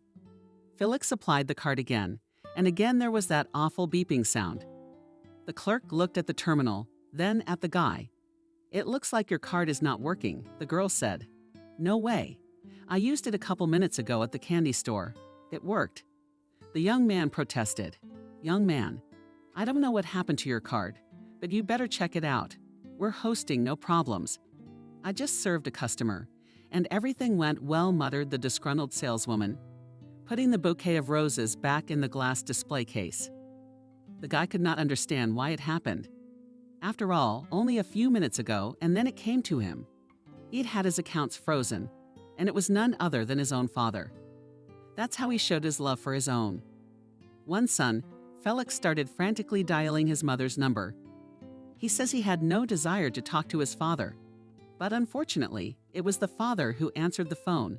That Daddy's money had run out, Harry quipped. He'd frozen the accounts for something. In a calm tone, without giving in to provocation, Felix asked, Aren't you getting cocky, son? So you think you can just not answer the phone and spend all my money? It was only when I decided to block the card that you finally bothered to call. Your money is my money too. Wasn't I working for the greater good? And the whole time you were in the hospital, I was the one working day and night for our business. Felix walked out of the flower store so as not to embarrass the cashier, who was already starting to get frightened by his loud talking and was looking at him with a concerned look. Dear Felix, none of this is our business. It is mine alone, my father declared. I am very grateful to you for choosing to support me in a difficult situation. But I'm on the mend, which means I don't need your help anymore. Then why do you need it at all? I yelled in rage at the guy. To endlessly manipulate me like an obedient puppet. You are my son and heir. Yes, perhaps. Right now, you're too young to realize how life works. But the time will come when you will understand and change your mind. In the meantime, it's my duty as a father to guide and restrain your irrational impulses. Well, the father put Felix at the end of this discussion, realizing that it will not achieve anything and need to act more cunningly. I am ready to obey you. I see you're talking better. Your cough is almost gone. Did the operation help you? The boy asked me affectionately. Yes, son, thank the doctor. Harry said, but don't think that's how you're going to put me off my guard. Listen to me carefully. You will not go near that family again under any circumstances. Do you understand? If you listen to me, we're all in big trouble. It's not about me or our religion anymore. You have foolishly insulted your father and his entire family. He won't let it go. I take it you two have known each other a long time. Careful, asked Felix. He has been my friend since childhood. Answered the father. That's why I wanted you to marry his little girl. But then Harry paused. Circumstances have changed. I'm better now, and we don't need to rush into a wedding. We'll look for another good match for you later, like you wanted. But I love this girl. Felix cried out in despair. You don't even know her. Father said calmly, and that's the end of it. And my card? The boy tried to make a last attempt. But his father, as well as his mother, before that without further words gave the rebuff. Felix understood very well that now that he was left without funds, it would be much harder for him to carry out his plan to conquer Moon. But despair is not the style of a hot young man. He threw himself into searching drawers, closets, and closet. An hour later, he had already racked up $10.50. Knowing his father's habit of stashing things everywhere, Harry had forgotten that Felix was like him in terms of business qualities. So if he could get out of the situation with a blocked account, he thought feverishly, it would be enough for the first time. At least he had time to buy a ticket. After he cashed in the money from his stock exchange transactions, there should also be some money saved up. With all the determination of a lover, Felix quickly packed his travel bag, hailed a cab, and rushed to the airport. He intended to find and persuade her to run away with him. The fact that the girl might not be willing to give up everything for him, he didn't take it into account. When the next day he was again on the same loop, among the age-old cottonwood cedars, the roads were already thickening with the quick autumn twilight. This time Felix rented a sturdy and roomy SUV, and with much more comfort overcame the disgusting highway to the village itself. He braked in some thick bushes and hid the Jeep in them, driving almost into the bush and already on foot, and lightly began to sneak roundabout to the house of the parents of his adored Moon. Now the sun had almost set from behind the tops of the tall trees. Only the faintest of flowers were visible, and the sunset in the sky revealed itself in all its grandeur. Suddenly, as soon as he stepped out into the open, a truly futuristic and disturbing picture unfolded, retiring into the open. The sun was just a huge, bright scarlet color, and Felix rubbed his eyes in amazement, trying to make sure that this landscape he was seeing for real. It seemed to be drowning in the murky or a few spun in the distance above the dark band of distant forest of their clouds and looked. So fading away a bright corner and higher up on the vast, never to be seen. In the big city, heavenly expanse evict mountains of blue and golden clouds. They spit fractions at each other, breaking and melting like a giant kaleidoscope. Changing the inimitable surreal action over and over again on the guy's heart became unsettling. Even creepy. It suddenly seemed to him that here is not that familiar land, not that planet, which he considers his own, but an unknown and threatening world, where you should not go without special need. Felix, as mesmerized, stood for a few minutes, gazing into the frightening sky, and then shook his head of fear and obsession, and resolutely strode into the village. All he took with him was a small backpack that contained a bottle of water, a folding knife, a flashlight, a bag of chips. The hike took longer than the guy had anticipated. He walked to the right house for about 20 minutes. The village was much bigger than he had first thought. Felix moved cautiously. Every now and then, looking around, he feared to meet Ammon or someone else from his clan who could bring him news. Some of the huts looked like dilapidated ruins, while others were quite respectable buildings. There were hardly any people to be seen. There were no electric lights on the streets either. Soon he would probably need a flashlight to make out the road in the increasingly thickening net. Felix passed the village almost through. Already some sort of wide field was visible, and the round roof of the Datsun, where the recent failed ceremony had taken place. The boy realized that he was lost. He knocked randomly at 6. At the first wicket, Philly prepared to wait for a long time for the owner to come out to ask for directions, and he was immediately sent away by surprise. When a short figure behind the hedge rose almost from the ground and said hoarsely, "What do you want, honored one? Can you tell me which way the house is?" He asked the frowning grandfather, who looked at the stranger with obvious dislike. "What do you need him for?" grumbled the grandfather.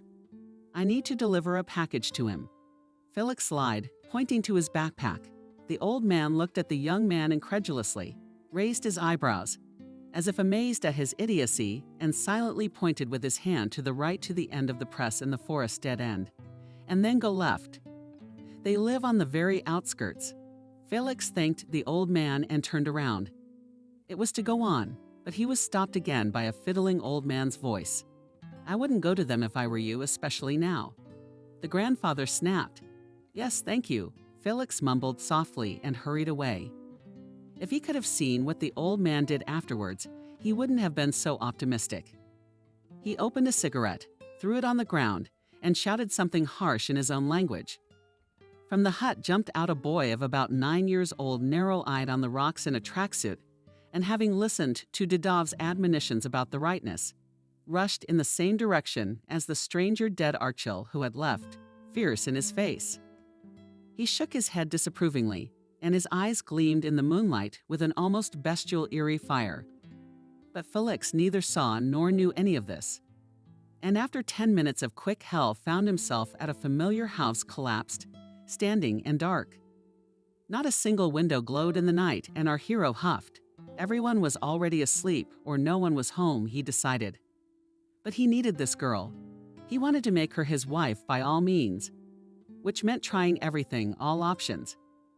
He pushed the dilapidated gate, and it opened easily with an unpleasant creak to slip into the yard. Felix tried the same thing with the door of the house, and again it was unlocked. With a sinking heart, he squeezed inside and listened. There was a sepulchral silence. Carefully, he fumbled for a flashlight in his pocket and turned it on without taking it out. The resulting dim light showed him that the first floor was empty and unoccupied. The furnace was cold, and no sign of the owner's presence. Felix hesitated for a moment, walked the same way to the second floor, stopping at every creak and rustle. But even here he found nothing new. The house looked as if no one had lived here for a long time. The disappointed lover walked back into the courtyard and immediately stopped like a stumbling block. In the brightly lit warm electric light, the window of the neighboring mansion, Moon's profile clearly emerged. The guy, like a moth with eyes burning with passion, began to circle the yard, looking for a way to get to the cherished window. The opportunity was found in a couple of minutes. Seeing Kynes, the net separating neighboring plots in one place tore, forming a large gash river, regardless of the damage to his expensive clothes. Felix squeezed through this uneven hole and found himself in the well-maintained, well-lighted garden street lamps of someone else's yard. Noticing some movement nearby, he immediately ducked into the bushes, trying to recognize the paying heart, and almost laughed out loud when a big fat cat walked past him importantly. The cat went on a night hunt, smiled the guy, and slowly got out of hiding like a thief, making his way almost to the ground. He took the yard to the cherished window. And here it is, the goal is already close. On the second floor of the mansion, the beautiful Moon brushed her dark curls. Sitting by a large Triumph, Felix watched her like a maniac from behind the lush rose bushes for his luck. A little to the right of Moon's window, some low outbuilding was visible.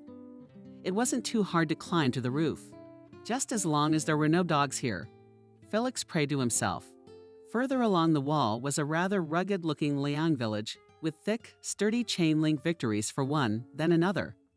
The boy, surprisingly, climbed up quite easily. The girl at the mirror heard a strange sound, became alert, and turned her head toward the window, which was open for airing. Felix froze, frightened by her sudden movement, but immediately realized that there was no point in hiding. After all, he had come to talk to her, and this was his chance. Pulled up a little more, he knocked quietly on the window. The girl picked up some object from the table, slipped it into a pocket in her homemade pajamas. God, she looked so seductive in them, and walked cautiously to the window. Moon said timidly to the boy, "Open up, please. Don't be afraid. It's me, Felix, your fiancé." Her face changed. From worried, it became cheerful and lively, and Felix thought it was a good sign. "Hello," he said, her ridiculously smiling all over her mouth. The girl quietly jumped in her fist. It was too anecdotal a sight, clinging still to the escapes, the shadows, and Shock's wife, absent-mindedly in an expensive suit, drooled, looking at her like a hungry puppy at a bowl of food. "What wind brought you here?" Moon grinned, eyeing her bow. The boy heard her voice for the first time. It rang like a crystal bell. He had one of those. He had gotten it for New Year's Eve as a child and treasured it terribly then. "I've come for you. I want you to run away with me," Felix declared. The girl laughed ringingly and even clapped her hands. "Bravo, bravo. I haven't been so amused in a long time." She wiped the corners of her prominent eyes with the back of her pink palm. She couldn't help laughing. "You made me cry," she told him at last. "That's bad." Disarming, smiled Felix. Smiled beautifully, but completely useless. Why? Raising his eyebrows in a house upset Felix, like a child whose toy has been taken away. A sprout. Contemptuously threw it behind and poked. "Are you completely retarded or just successfully pretending?" But Moon tried was sluggishly expressed the guy. "What? What can you say to me?" She interrupted him. "That you fell in love and lost your mind? Blah, blah, blah, blah. Do you have any idea how many times I've heard that kind of nonsense?" "Get out," she finished her harsh tirade and was about to close the window. "No, please, darling, after listening to me." Felix pleaded. "Aren't we destined for each other by fate itself? After all, a couple of days ago you were going to marry me in obedience to your father's will." "That was a couple days ago." I shrugged. "It seemed like a favorable idea to my ancestors at the time. I've heard of marriages of convenience, but you," she grinned. "You put on a terrific show, failed miserably. You're definitely not a clown. If not, you need to seriously consider a circus career." "I didn't mean to. I wasn't thinking." Felix started again, but this time she didn't let him finish. "You don't have to be born. I understood everything perfectly well back then. Thank you especially for that funny show. But now my whole family hates you and your ancestors. I forgive you this time because you managed to make me laugh again. But if you stick your nose in here one more time," the girl concluded with a clear threat in her voice, "you'll regret it. And you know how to push the pain," admitted Felix and put his hand on the sash of the window so that she did not close it. "And what do you hate me to?" he tried to ask, looking into her eyes. "I have no reason to feel any particular hatred for you." The beauty answered indifferently. "You haven't done anything bad to me. On the contrary, you've cheered me up. And you've freed me from something I never wanted to do." "So you didn't want to marry me," the boy summed up, wistfully, lowering his head. "One would think you were going to get married." He glared. "But when I saw you, I realized I loved you. I fell in love with you." "Fell in love at first sight," desperately and hurriedly uttered Felix belittlingly, looking at the object of his passion. "Please, let's avoid it. I earn well and will be able to provide for you perfectly. I'll make you happy, I promise." The girl looked at him carefully. "Promise?" "Yes, yes." Felix nodded happily, sensing a breach in her defenses. "Then you must pass the test," solemnly Moon said. The boy was taken aback. "What test?" He felt involuntary anxiety again. Everything that was going on already clearly smelled of magical scary fairy tales. Unreal landscapes, a remote village. He climbed into a tower with a beautiful woman. Like Rapunzel, and now there's some kind of challenge. "I'd do anything for you." He muffled the timid signal of his common sense with a decisive phrase. "Good." Moon smiled and squinted slyly. Then, no sooner had she finished this sentence than downstairs there was heard some strange sound at the trumpet growling or grunting. It certainly did not look like a dog. But Felix counted to 3 and cautiously looked down. When he saw what was below, he felt a seizure on you. It was a tiger, a very real bloody tiger, walking freely around the precinct like a circus arena. Moon. Nasty for giggling. "Well, then let's meet my striped friend."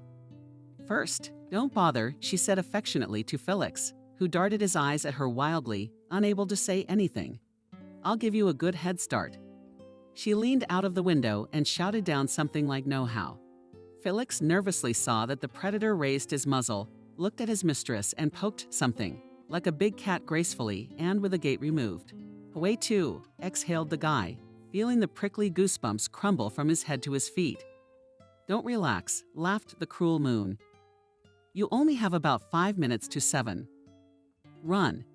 Suddenly she shouted and poked Felix in the chest with her thin finger, sharp, long, dark red tights on the end. At that he thought her eyes glittered predatorily. But at that moment he did not have time to register it in his memory, because from the surprise he let go of the tree shoot and fell down on the very edge of the roof of the annex and hit his whole body painfully. And Moon was upstairs having fun. "Run, you idiot." Felix somehow got up, looked away with a poisoned gaze, and rashly rushed across the lawn to the hole. All the dacha fence from there was already completely dirty and stripped. He ran down the street, unable to feel his feet under him. He could still hear Moon's distant, hysterical, laid-back laughter. Now her voice no longer seemed to him a gentle crystal bell. So he ran for what seemed to him a very long time, until Felix, powerless in his chest, and hot and aching, squatted down and tried to get some water from his backpack. But it was better he didn't. The approaching menacing roar suddenly announced the neighborhood, and the hapless knight almost crapped his pants from fear, threw his bat and set such a catch that his institute instructor on military training would be extremely amazed if he saw now this undoubted running record. Feeling no longer in a fairy tale. To hell with such fairy tales put together. But as if on the set of a bad horror movie, Felix ran away with huge jumps, not seeing the road, and behind him inexorably catches up with a very real tiger. There were no more thoughts in the shoe's head. Only the pounding in his temples was to live. Live, please live. He himself did not know to whom exactly this desperate plea was addressed. Maybe even to the hunt, to the bald devil himself. He didn't care at all anymore. This maddening chase was stopped by the county lord, Shensh's know-how. The tiger stopped like a halt, yawned lazily and pinned his ears and walked, wagging his tail at that stern voice. Felix stopped too, breathing heavily, bulging his eyes and gulping hot air with his mouth. A fire was burning inside him, and he couldn't feel his legs. "Don't be afraid, he's just a little fool," said someone on the sidelines. Where Tiger went, come here. Felix closed his eyes forcefully, squeezed his temples, and looked into the distance again, trying to focus on someone's figure looming. In the dim light of a tall lantern pole, there was something like a sign hanging on the pole to make out what was scrawled on it. But he didn't even try. But oh well, the guy thought, and got ready to run onto his car. It was true that he hadn't passed this part of the village when he was heading here. But that didn't matter at all. The main thing was to get out of the Stan area and get to some safe civilization. And then he saw Mona coming toward him again. No, not the Moon who had just poisoned a wild beast on him, but the other Moon he'd seen at the engagement party? Or was she not Moon? No, definitely that Moon has a different name, I guess. What's the difference? Felix's thoughts were racing, and confused, his hands were shaking and his mouth was dry. He approached. With regret and even slight contempt, looked at the guy. "Come with me," decisively she said, and pulled him by the sleeve. "Where to? Why?" Still not having fully recovered his breath, Felix tried to object. "This way." She dragged him to the door under the lantern and slammed it shut in front of him. The room behind the door turned out to be something like an inn. There was loud modern music from the bartender, or as he was called here, wiping glasses with a not-so-clean towel. A few people were drinking at low wooden tables. A small group was playing backgammon. When they piled inside, no one even looked up. The girl confidently turned into some dark corridor and signaled Felix to follow her. However, he decided to be stubborn and find out what other adventure they were trying to pull him into. "Where are you taking me?" he said more sensibly. She turned around, frowned slightly, gave him an appraising look from head to toe, and grinned at the tiger. "Or do you want to go back to keep competing with him in the running?" No, he hastened to assure her and obediently dragged her up another of the same creaking pile of wooden stairs. It looked a little better than that, though, as she staggered under his weight in her parents' abandoned house and found herself in a small room that looked a lot like a hotel room. Felix looked around. Yes, it clearly looked like a hotel. The girl who had saved him from the tiger nudged him casually through the door of the tiny bathroom. "Clean yourself up. I'll be right back." She stepped out and appeared to lock the door. But Felix was glad of that now. Anything was better than being rushed in the dark by a horrible monster ready to devour you. He shuddered again at the memory of his recent mortal danger. He showered with pleasure, screaming and turning under the hot jets. Name wiped himself with a clean towel, and finding a bathrobe here and there, threw it on. He had nothing else to wear. What had recently been an expensive Italian tracksuit was now a pitiful rags. When he went back into the room, He found that Moon had already returned with a large tray of food. The boy himself didn't realize exactly what he had eaten, but it was surprisingly delicious. Satiated, he finally got a chance to get a proper look at his savior. Of course, she was far from the beautiful Moon, but she wasn't at all dull either, as he'd thought she was at the engagement party. The ugly warts were gone. Her face was smooth, her skin even, and her eyes were no longer like narrow slits. I think the eyes were actually quite nice. "What are you?" "Ridiculous," he asked her. She smiled. "I'm Kate." At least one normal name in this theater of the absurd. Felix thought involuntarily and smiled back. "Thank you, Kate. You saved me from this." He twitched again, like a tiger's toothache. "Absolutely harmless," the girl assured him. "No more so than its namesake from the Winnie the Pooh cartoon, remember? It's where the tiger is always jumping on his tail and annoys everyone with his impenetrable stupidity." Felix laughed animatedly. "Yes, it's my favorite cartoon. I just adored it as a child." He smiled warmly, remembering how many cozy evenings he spent in the company of his own mother with a cup of hot cocoa, Melu, and this very cartoon. "But you know, this local predator. If it hadn't been for you, a shadow would have come over his face again." "I'm telling you patiently, like a little kid," Kate Tigra explained. "The cub is still a silly little baby. He runs after everyone like a puppy. All he wants to do is play." But Moon ordered him in a disbelieving tone. Felix objected. "He's just a spoiled asshole." Kate grinned. "She laughed at you. That's all. And where is that beast now?" Cautiously inquired the boy, taking the information to heart. "Well, walking home, I guess." Kate shrugged. "Everyone knows him here, and he knows everyone. He lives in his menagerie. That's where he was born. He's as shy as a baloney, really." "I have a menagerie?" Felix asked incredulously. "They have a lot of things." Kate grinned again. "They're the local rich." And she laughed at her own joke. "But for engagements," Felix continued, puzzled. "They've just cheated you out of your engagement," the girl told him. "This is the lodge." "Where have you been?" "The old house of their 100-year-old grandmother. But even she doesn't live in it anymore. Your parents haven't been here for a long time and don't seem to realize how things are back home now." She was silent for a moment and then squinted slyly. "Do you remember me somehow?" The boy muttered unhappily. "Yes," Kate agreed, "but don't take offense. That's the way it is around here. I was asked to help. So I did." "Who asked you?" "My father. He's the owner of this inn. There wasn't another girl in the whole village as old as Moon and me." "What was all that for?" Felix asked indifferently in a tired voice. "I'm telling you, it's a custom among these fanatics not to jinx them. The bride before the wedding show a substitute, trying to choose the most horrible homeland." "I did a good job, really," said Kate with a laugh. "Yeah," Felix shook his head.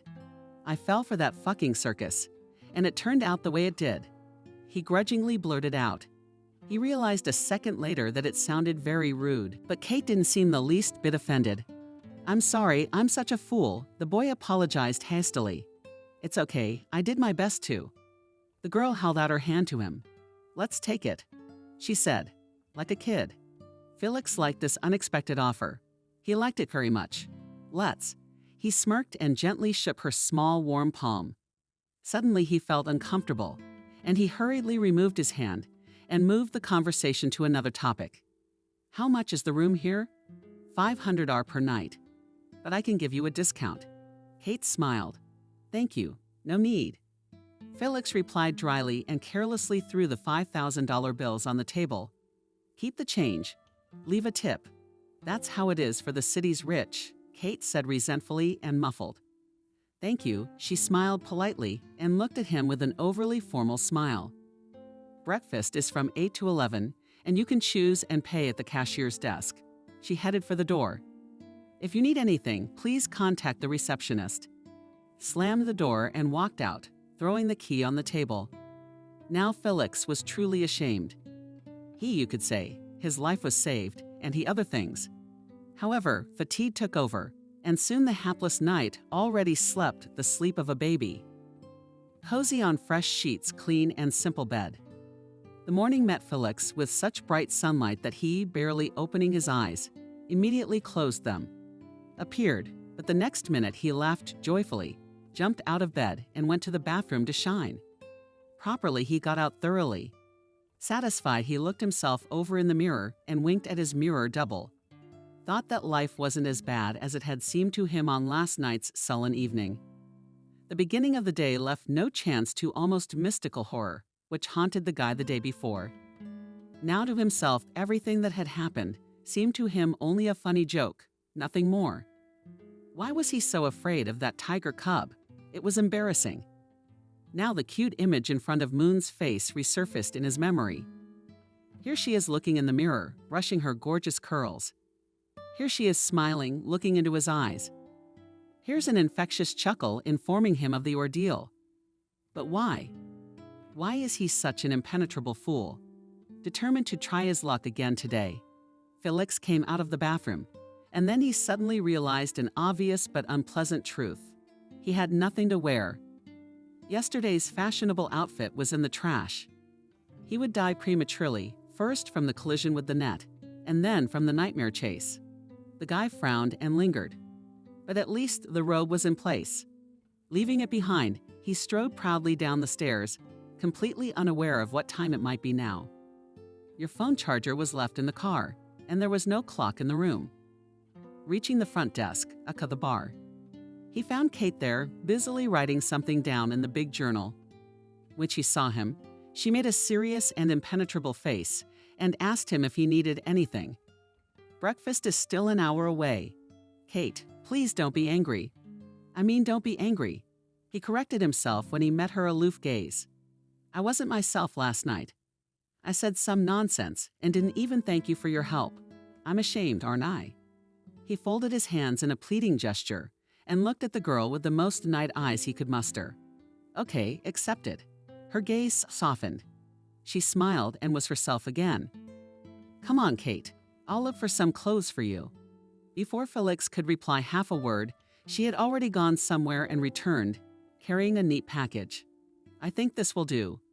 The guy thanked his savior and, clutching the handout to his chest, went upstairs. It turned out to be no big deal.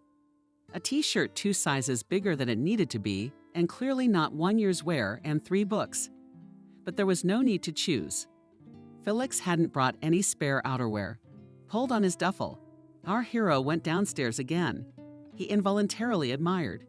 Now she was joyfully humming, rubbing, and to the mirror shine all around and twirled. Like Cinderella sweeping the floor with a tall brush, Felix she did not notice at once, and for a minute or two he stood on the stairs, smiling and looking at her slender figure, which in the bright morning light, penetrating through 2 large windows, seemed almost transparent and fragile. Like a dandelion, fluffy, short hair sparkling in the sunlight, flashed golden sparks, and a simple brown dress seemed the outfit of a princess. When she finally saw that she was being watched, she was embarrassed for a few seconds, lowered her head, and ran off with her mop loudly. Felix walked over to the counter, trying to look serious, but his lips kept stretching into a cheerful smile of their own. Waiting for her to return, he said, Kate, you were dancing like Cinderella just now. You're doing great, she smiled and looked at him trustingly and easily. Only now in the bright daylight that strips away all the masks from people. He noticed that her whole face was studded with little redheads, freckles, and even her deep brown eyes, all in pretty, bright, certain dots. It was so unexpected and so cute that Felix suddenly thought that she was just as good as Mona. However, he immediately chased that thought away from him. Can I invite you to breakfast? He asked Kate, wanting to repay her for last night's favor. Would I? The girl agreed. I've already eaten, but I'd love to have coffee with you. What time does she get up? Felix thought. Stepping behind her into the room where breakfast was served for food, which turned out to be both hearty and delicious. They chatted merrily, joking around, and walked back to the counter. At the entrance, completely satisfied with each other. Well, I'll go, said goodbye to the girl Felix, taking his bag from the room. I'll try my luck again. Are you going to Moon more seriously? Kate asked. Yes, he nodded. I'm still hoping she'll change her mind and marry me. Oh well, good luck to you, Kate said dryly and leaned over her magazine. Felix came out looking like a morning flake and moved with a quick step towards the moon house. If he could see what Kate was doing now, he would probably be very surprised. She was still sitting there with her head down on her hands and her thin shoulders shook with silent sobs. Dear Amin, I love your daughter with all my soul. I sincerely apologize to you, to your entire family, to your gods, if I may. Felix stood at the open door of the house, and for a good 10 minutes he had already been ranting in front of its head. And behind his back, but satisfied Amin felt sluggishly and looked at the impudent man with less disapproval. Finally, with a gesture, ordered the boy to shut up the guy. If you really have such a crush on my moon, you'll have to prove your loyalty to us. I'm willing to do anything you say, Felix exclaimed enthusiastically. However, do not lose sight of the immediate neighborhood. Kate said they have a whole menagerie here. Then come here tonight. Elman nodded satisfactorily. Once you pass the test, you'll be able to get a wife. Unless, of course, you don't ask, as yesterday with a clear grin, the man added. But everyone now get out of here. I haven't even had breakfast yet, and I have to listen to you. I'm sick of your speeches. He waved his hand again, which was apparently meant to mean, the audience is over. What time did you turn around? Asked the pushy boy. What time should I be there when the sun comes up? Shrugged Emin. Don't you know that evening comes just when the daylight retires? And he grunted as he closed the door. Felix hurried away before the tiger appeared again, though he was assured that this animal was as tame and docile as a house cat. But he did not want to meet it again. He was encouraged by an almost peaceful conversation and a business proposal of his future father-in-law. The lad walked briskly back to the hotel. It's all right. If I could stay with you for a while longer, he asked Kate. She just shrugged. We have plenty of rooms available. It's not tourist season. Besides, you left a substantial deposit. Felix got his key back and went to retrieve the rented jeep from the thicket. This time he drove through the village with a breeze, and no tigers were no longer afraid of him. He spent the rest of the day on pins and needles and could not wait for the evening. He ate twice, had a few drinks for courage, and even played a game of backgammon with two of the regulars. The sun was still not going down, and yet the day was steadily drawing to a close. And now the long-awaited twilight. As if waiting for this very moment, the phone rang shrilly in the hall. It was picked up by a middle-aged lady who was now sitting behind the counter instead of Kate. Who do you want? Sounds like it's for you. She handed the receiver to Felix, wondering who could be calling him here. He put it to his ear and heard his mother's concerned voice. Felix, thank God. Listen to me. I have something very important to tell you. She began to speak as hurriedly as if she were being chased. Son, please wait there for me, and don't you hear me? Don't you go anywhere out of this hotel. Your father's phone clicked, and the connection went dead. Shrugging his shoulders, Felix pressed the lever and picked up his backpack, which he had found this morning on the side of the road. There they go again. Disliked, the guy thought grudgingly. How annoying. Coming out of the hotel door, he almost head-on collided with Katya. Where did you go again at night? She asked him glumly. It's a long explanation. He waved her away impatiently. Let's do it later. Please be careful. She touched his hand and looked carefully into his eyes. If you're going for the money again. Bye, Kate. He twisted away and walked away to his car with a quick step, irritated at the thought that this was where she was teaching him the same thing. And you're the one who went out on the phone and looked indifferent. We didn't forget. Well, wait here until everyone gathers. With these words, he slammed the wicket right in front of the guy's nose and lazily fell over. Wandered down the powerful path to the house. Where should he wait? Who should he wait for? No one was in a hurry to answer these questions. They stomped around for a while. Felix sat back in the car and waited. What else could he do? About an hour passed. The guy had already managed to doze off comfortably on the seat, as suddenly there was a knock on the glass. When he woke up, he saw in the darkness some dark silhouettes in long clothes.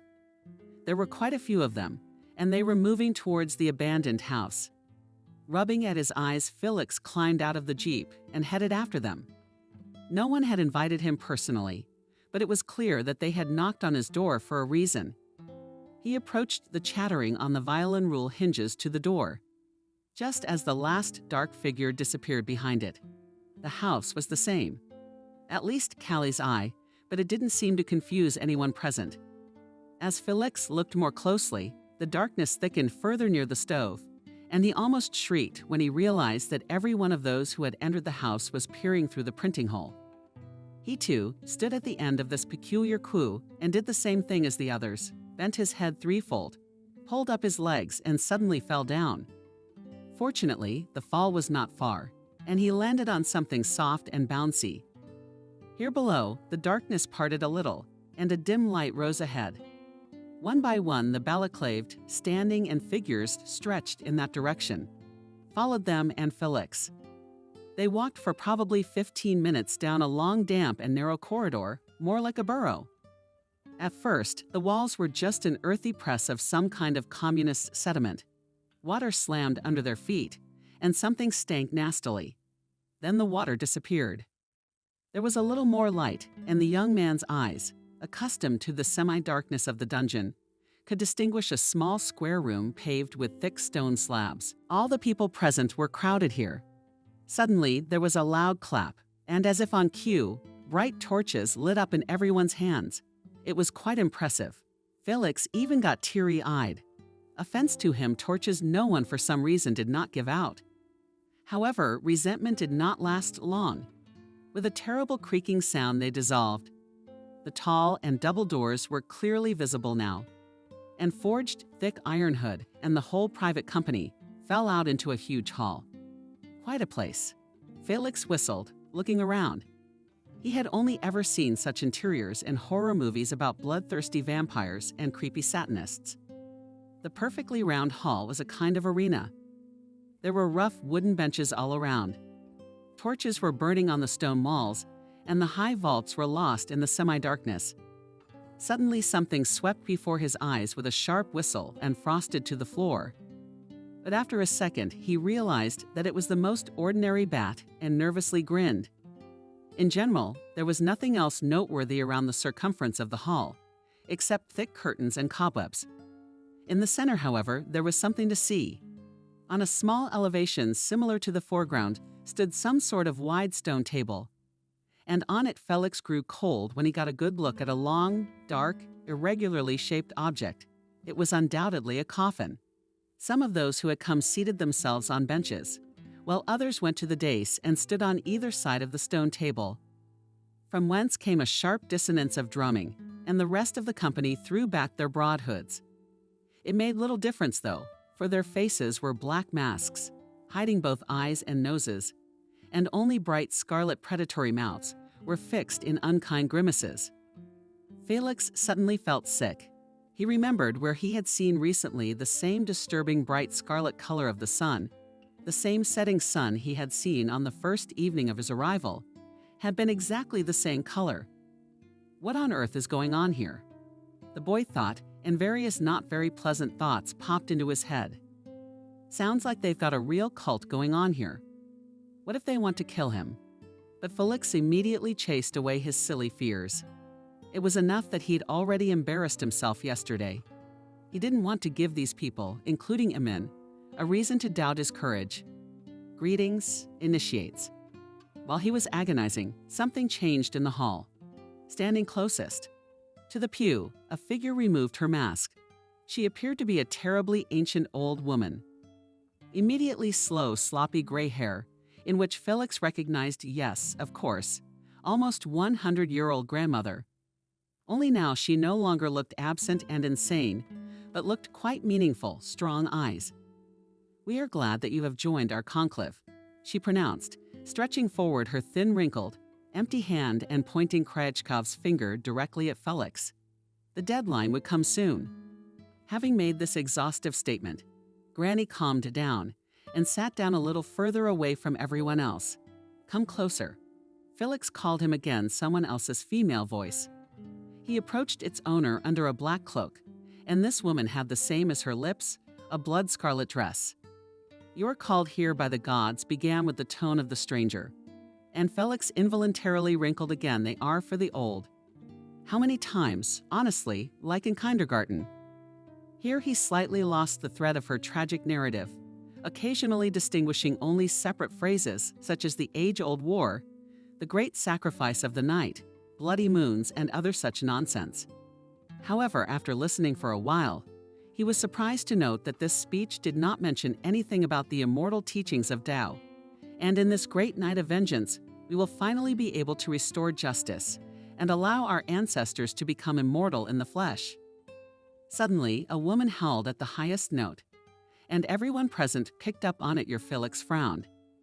It can't be said that all this regular circus frightened him so much. Lately, he'd somehow papa with the fact that his life now resembled more like a lowbrow adventure movie. But when the stranger shafted his dress, took him by the arm, and led him to the coffin itself, at that moment, a lad really realized that he was in serious trouble. In the coffin around which these fanatics were crowded lay a man almost naked and undoubtedly still alive. His chest, feverishly heaving arms and legs were overloaded with strong leather straps, and his face was covered with scarlet.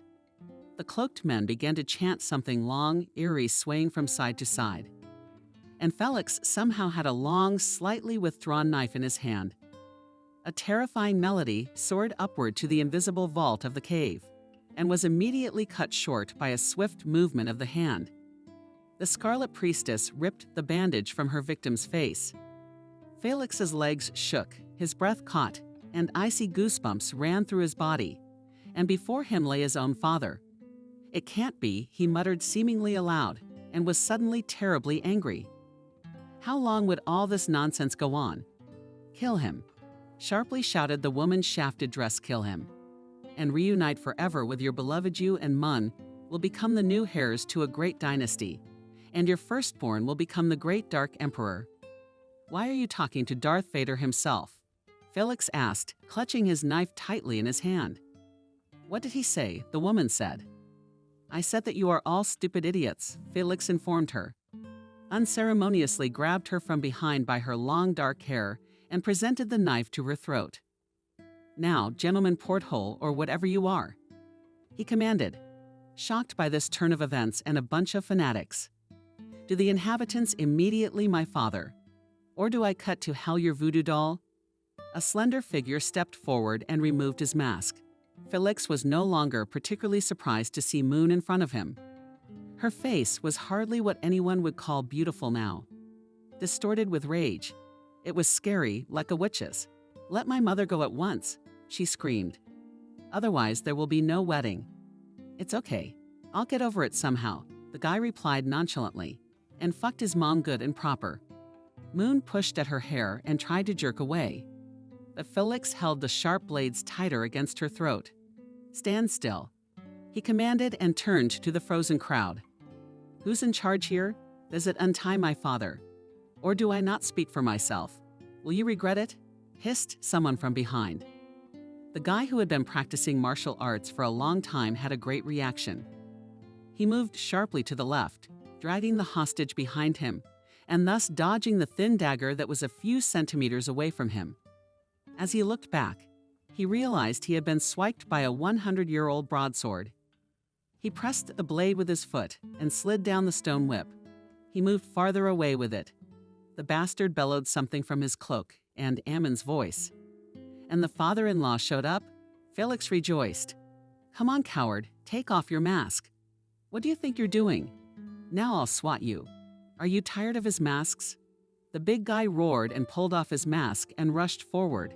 "Nada," shook his head Felix, and pressed the blade to his victim's throat. She stiffened and wildly bulged her eyes. "Yes, amen. Please untie my father, or else I will stab her. I swear on my mother's life," Felix said threateningly, "and I'll get nothing for it. But you'll all go away for a long time. Let him go," Ammon ordered, clenching his teeth in impotent anger. Some of the squares rushed to carry out the order.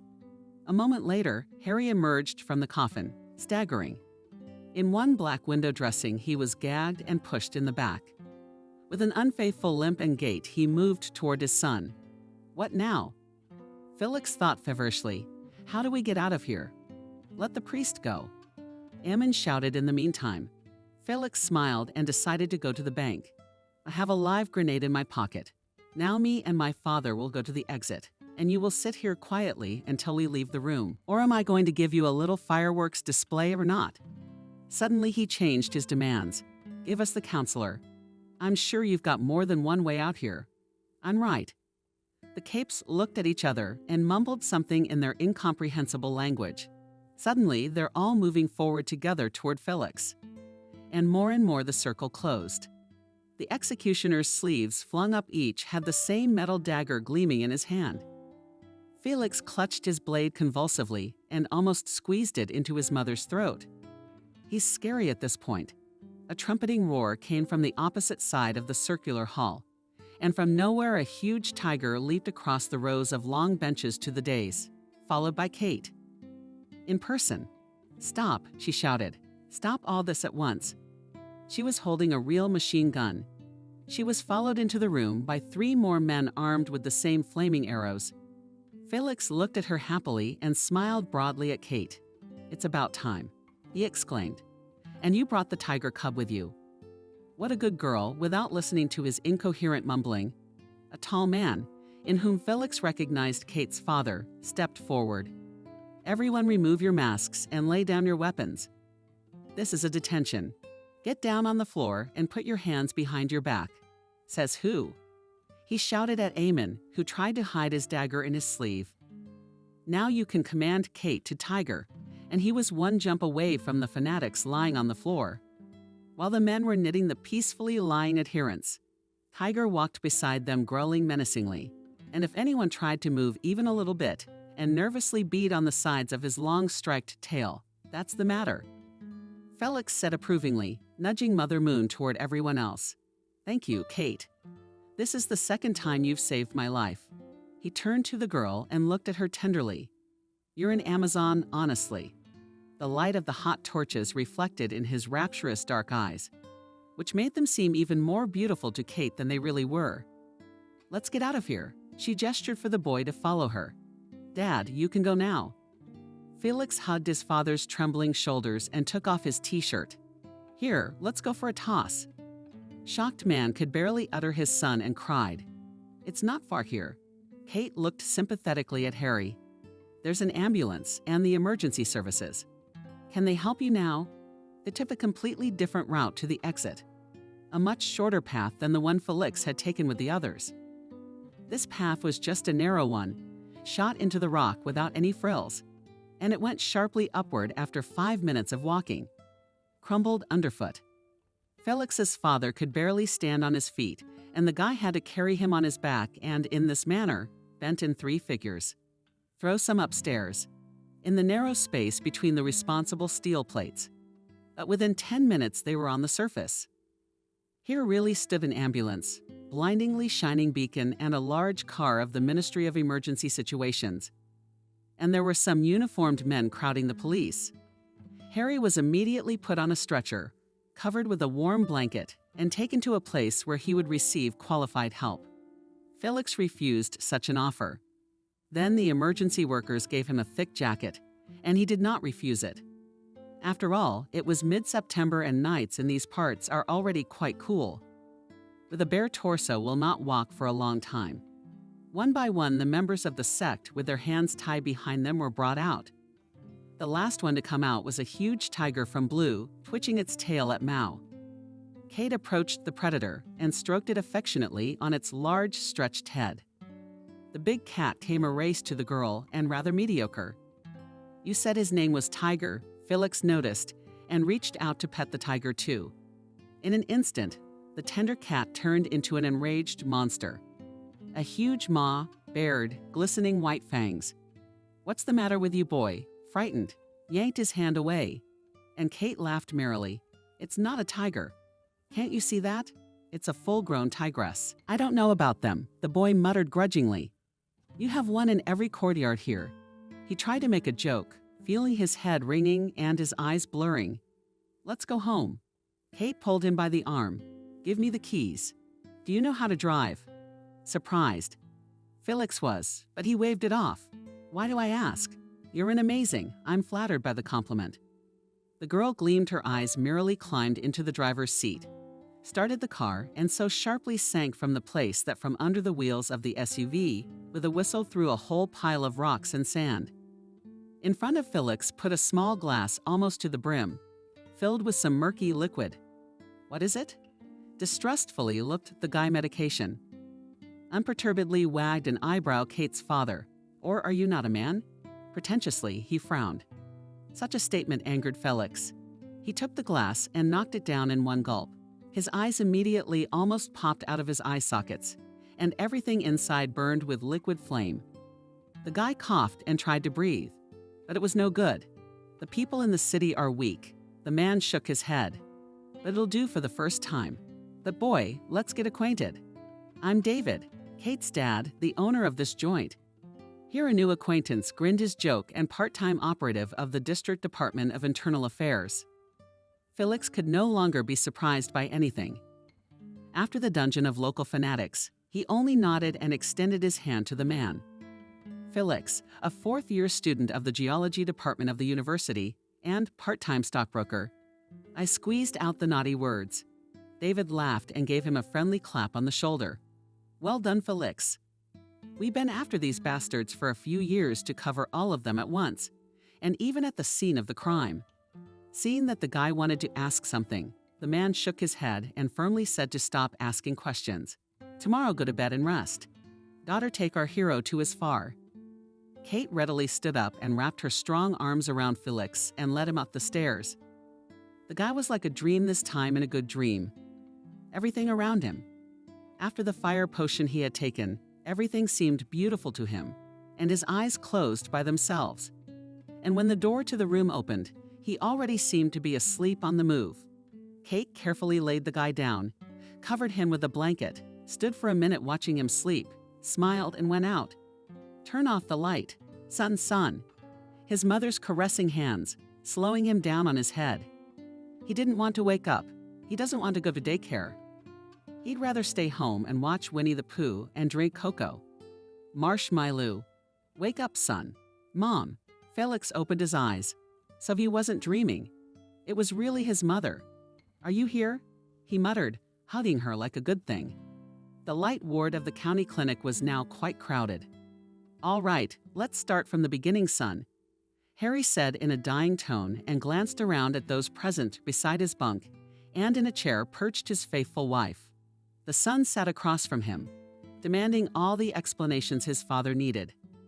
There was also Kate, her father the operative, and even a friend, Alex, who had flown in with Felix's mother when he learned that a friend was in mortal danger.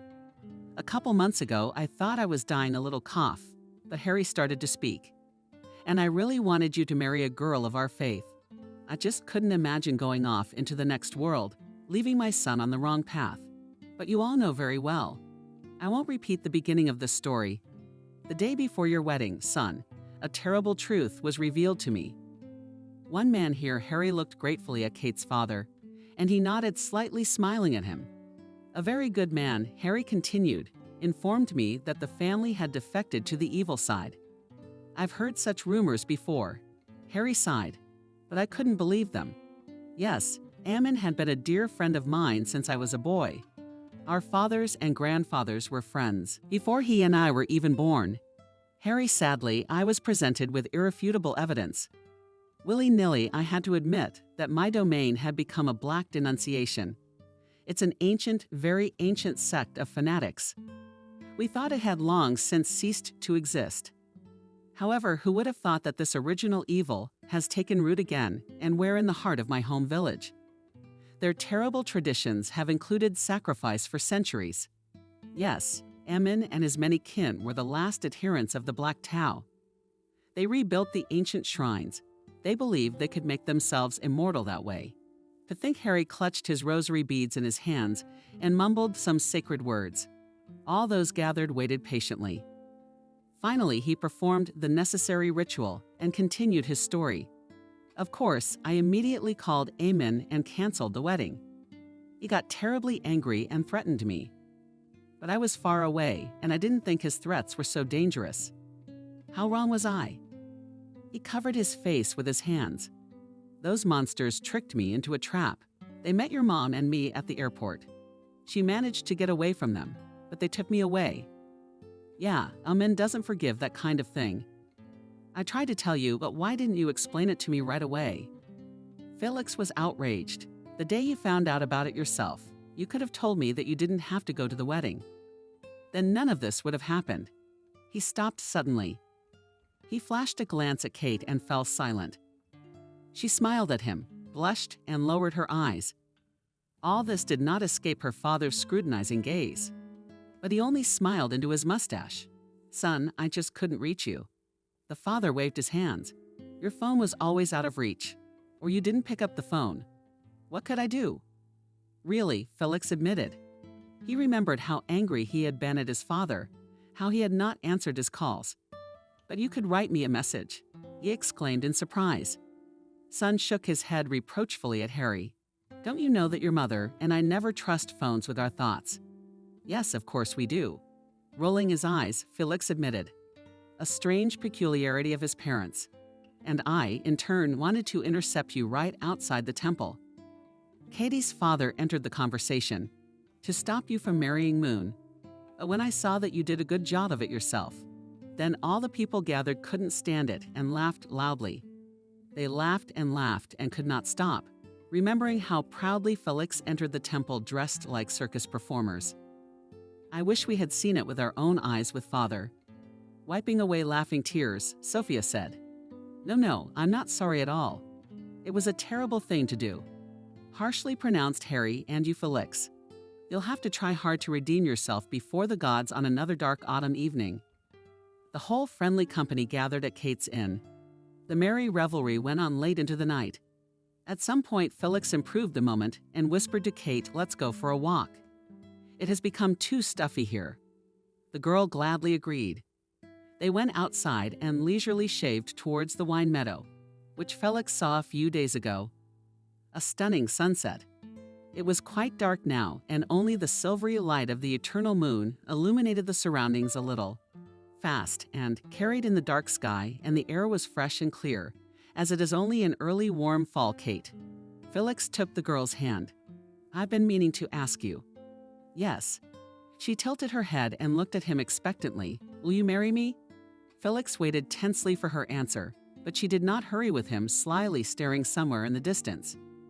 I don't know, she said.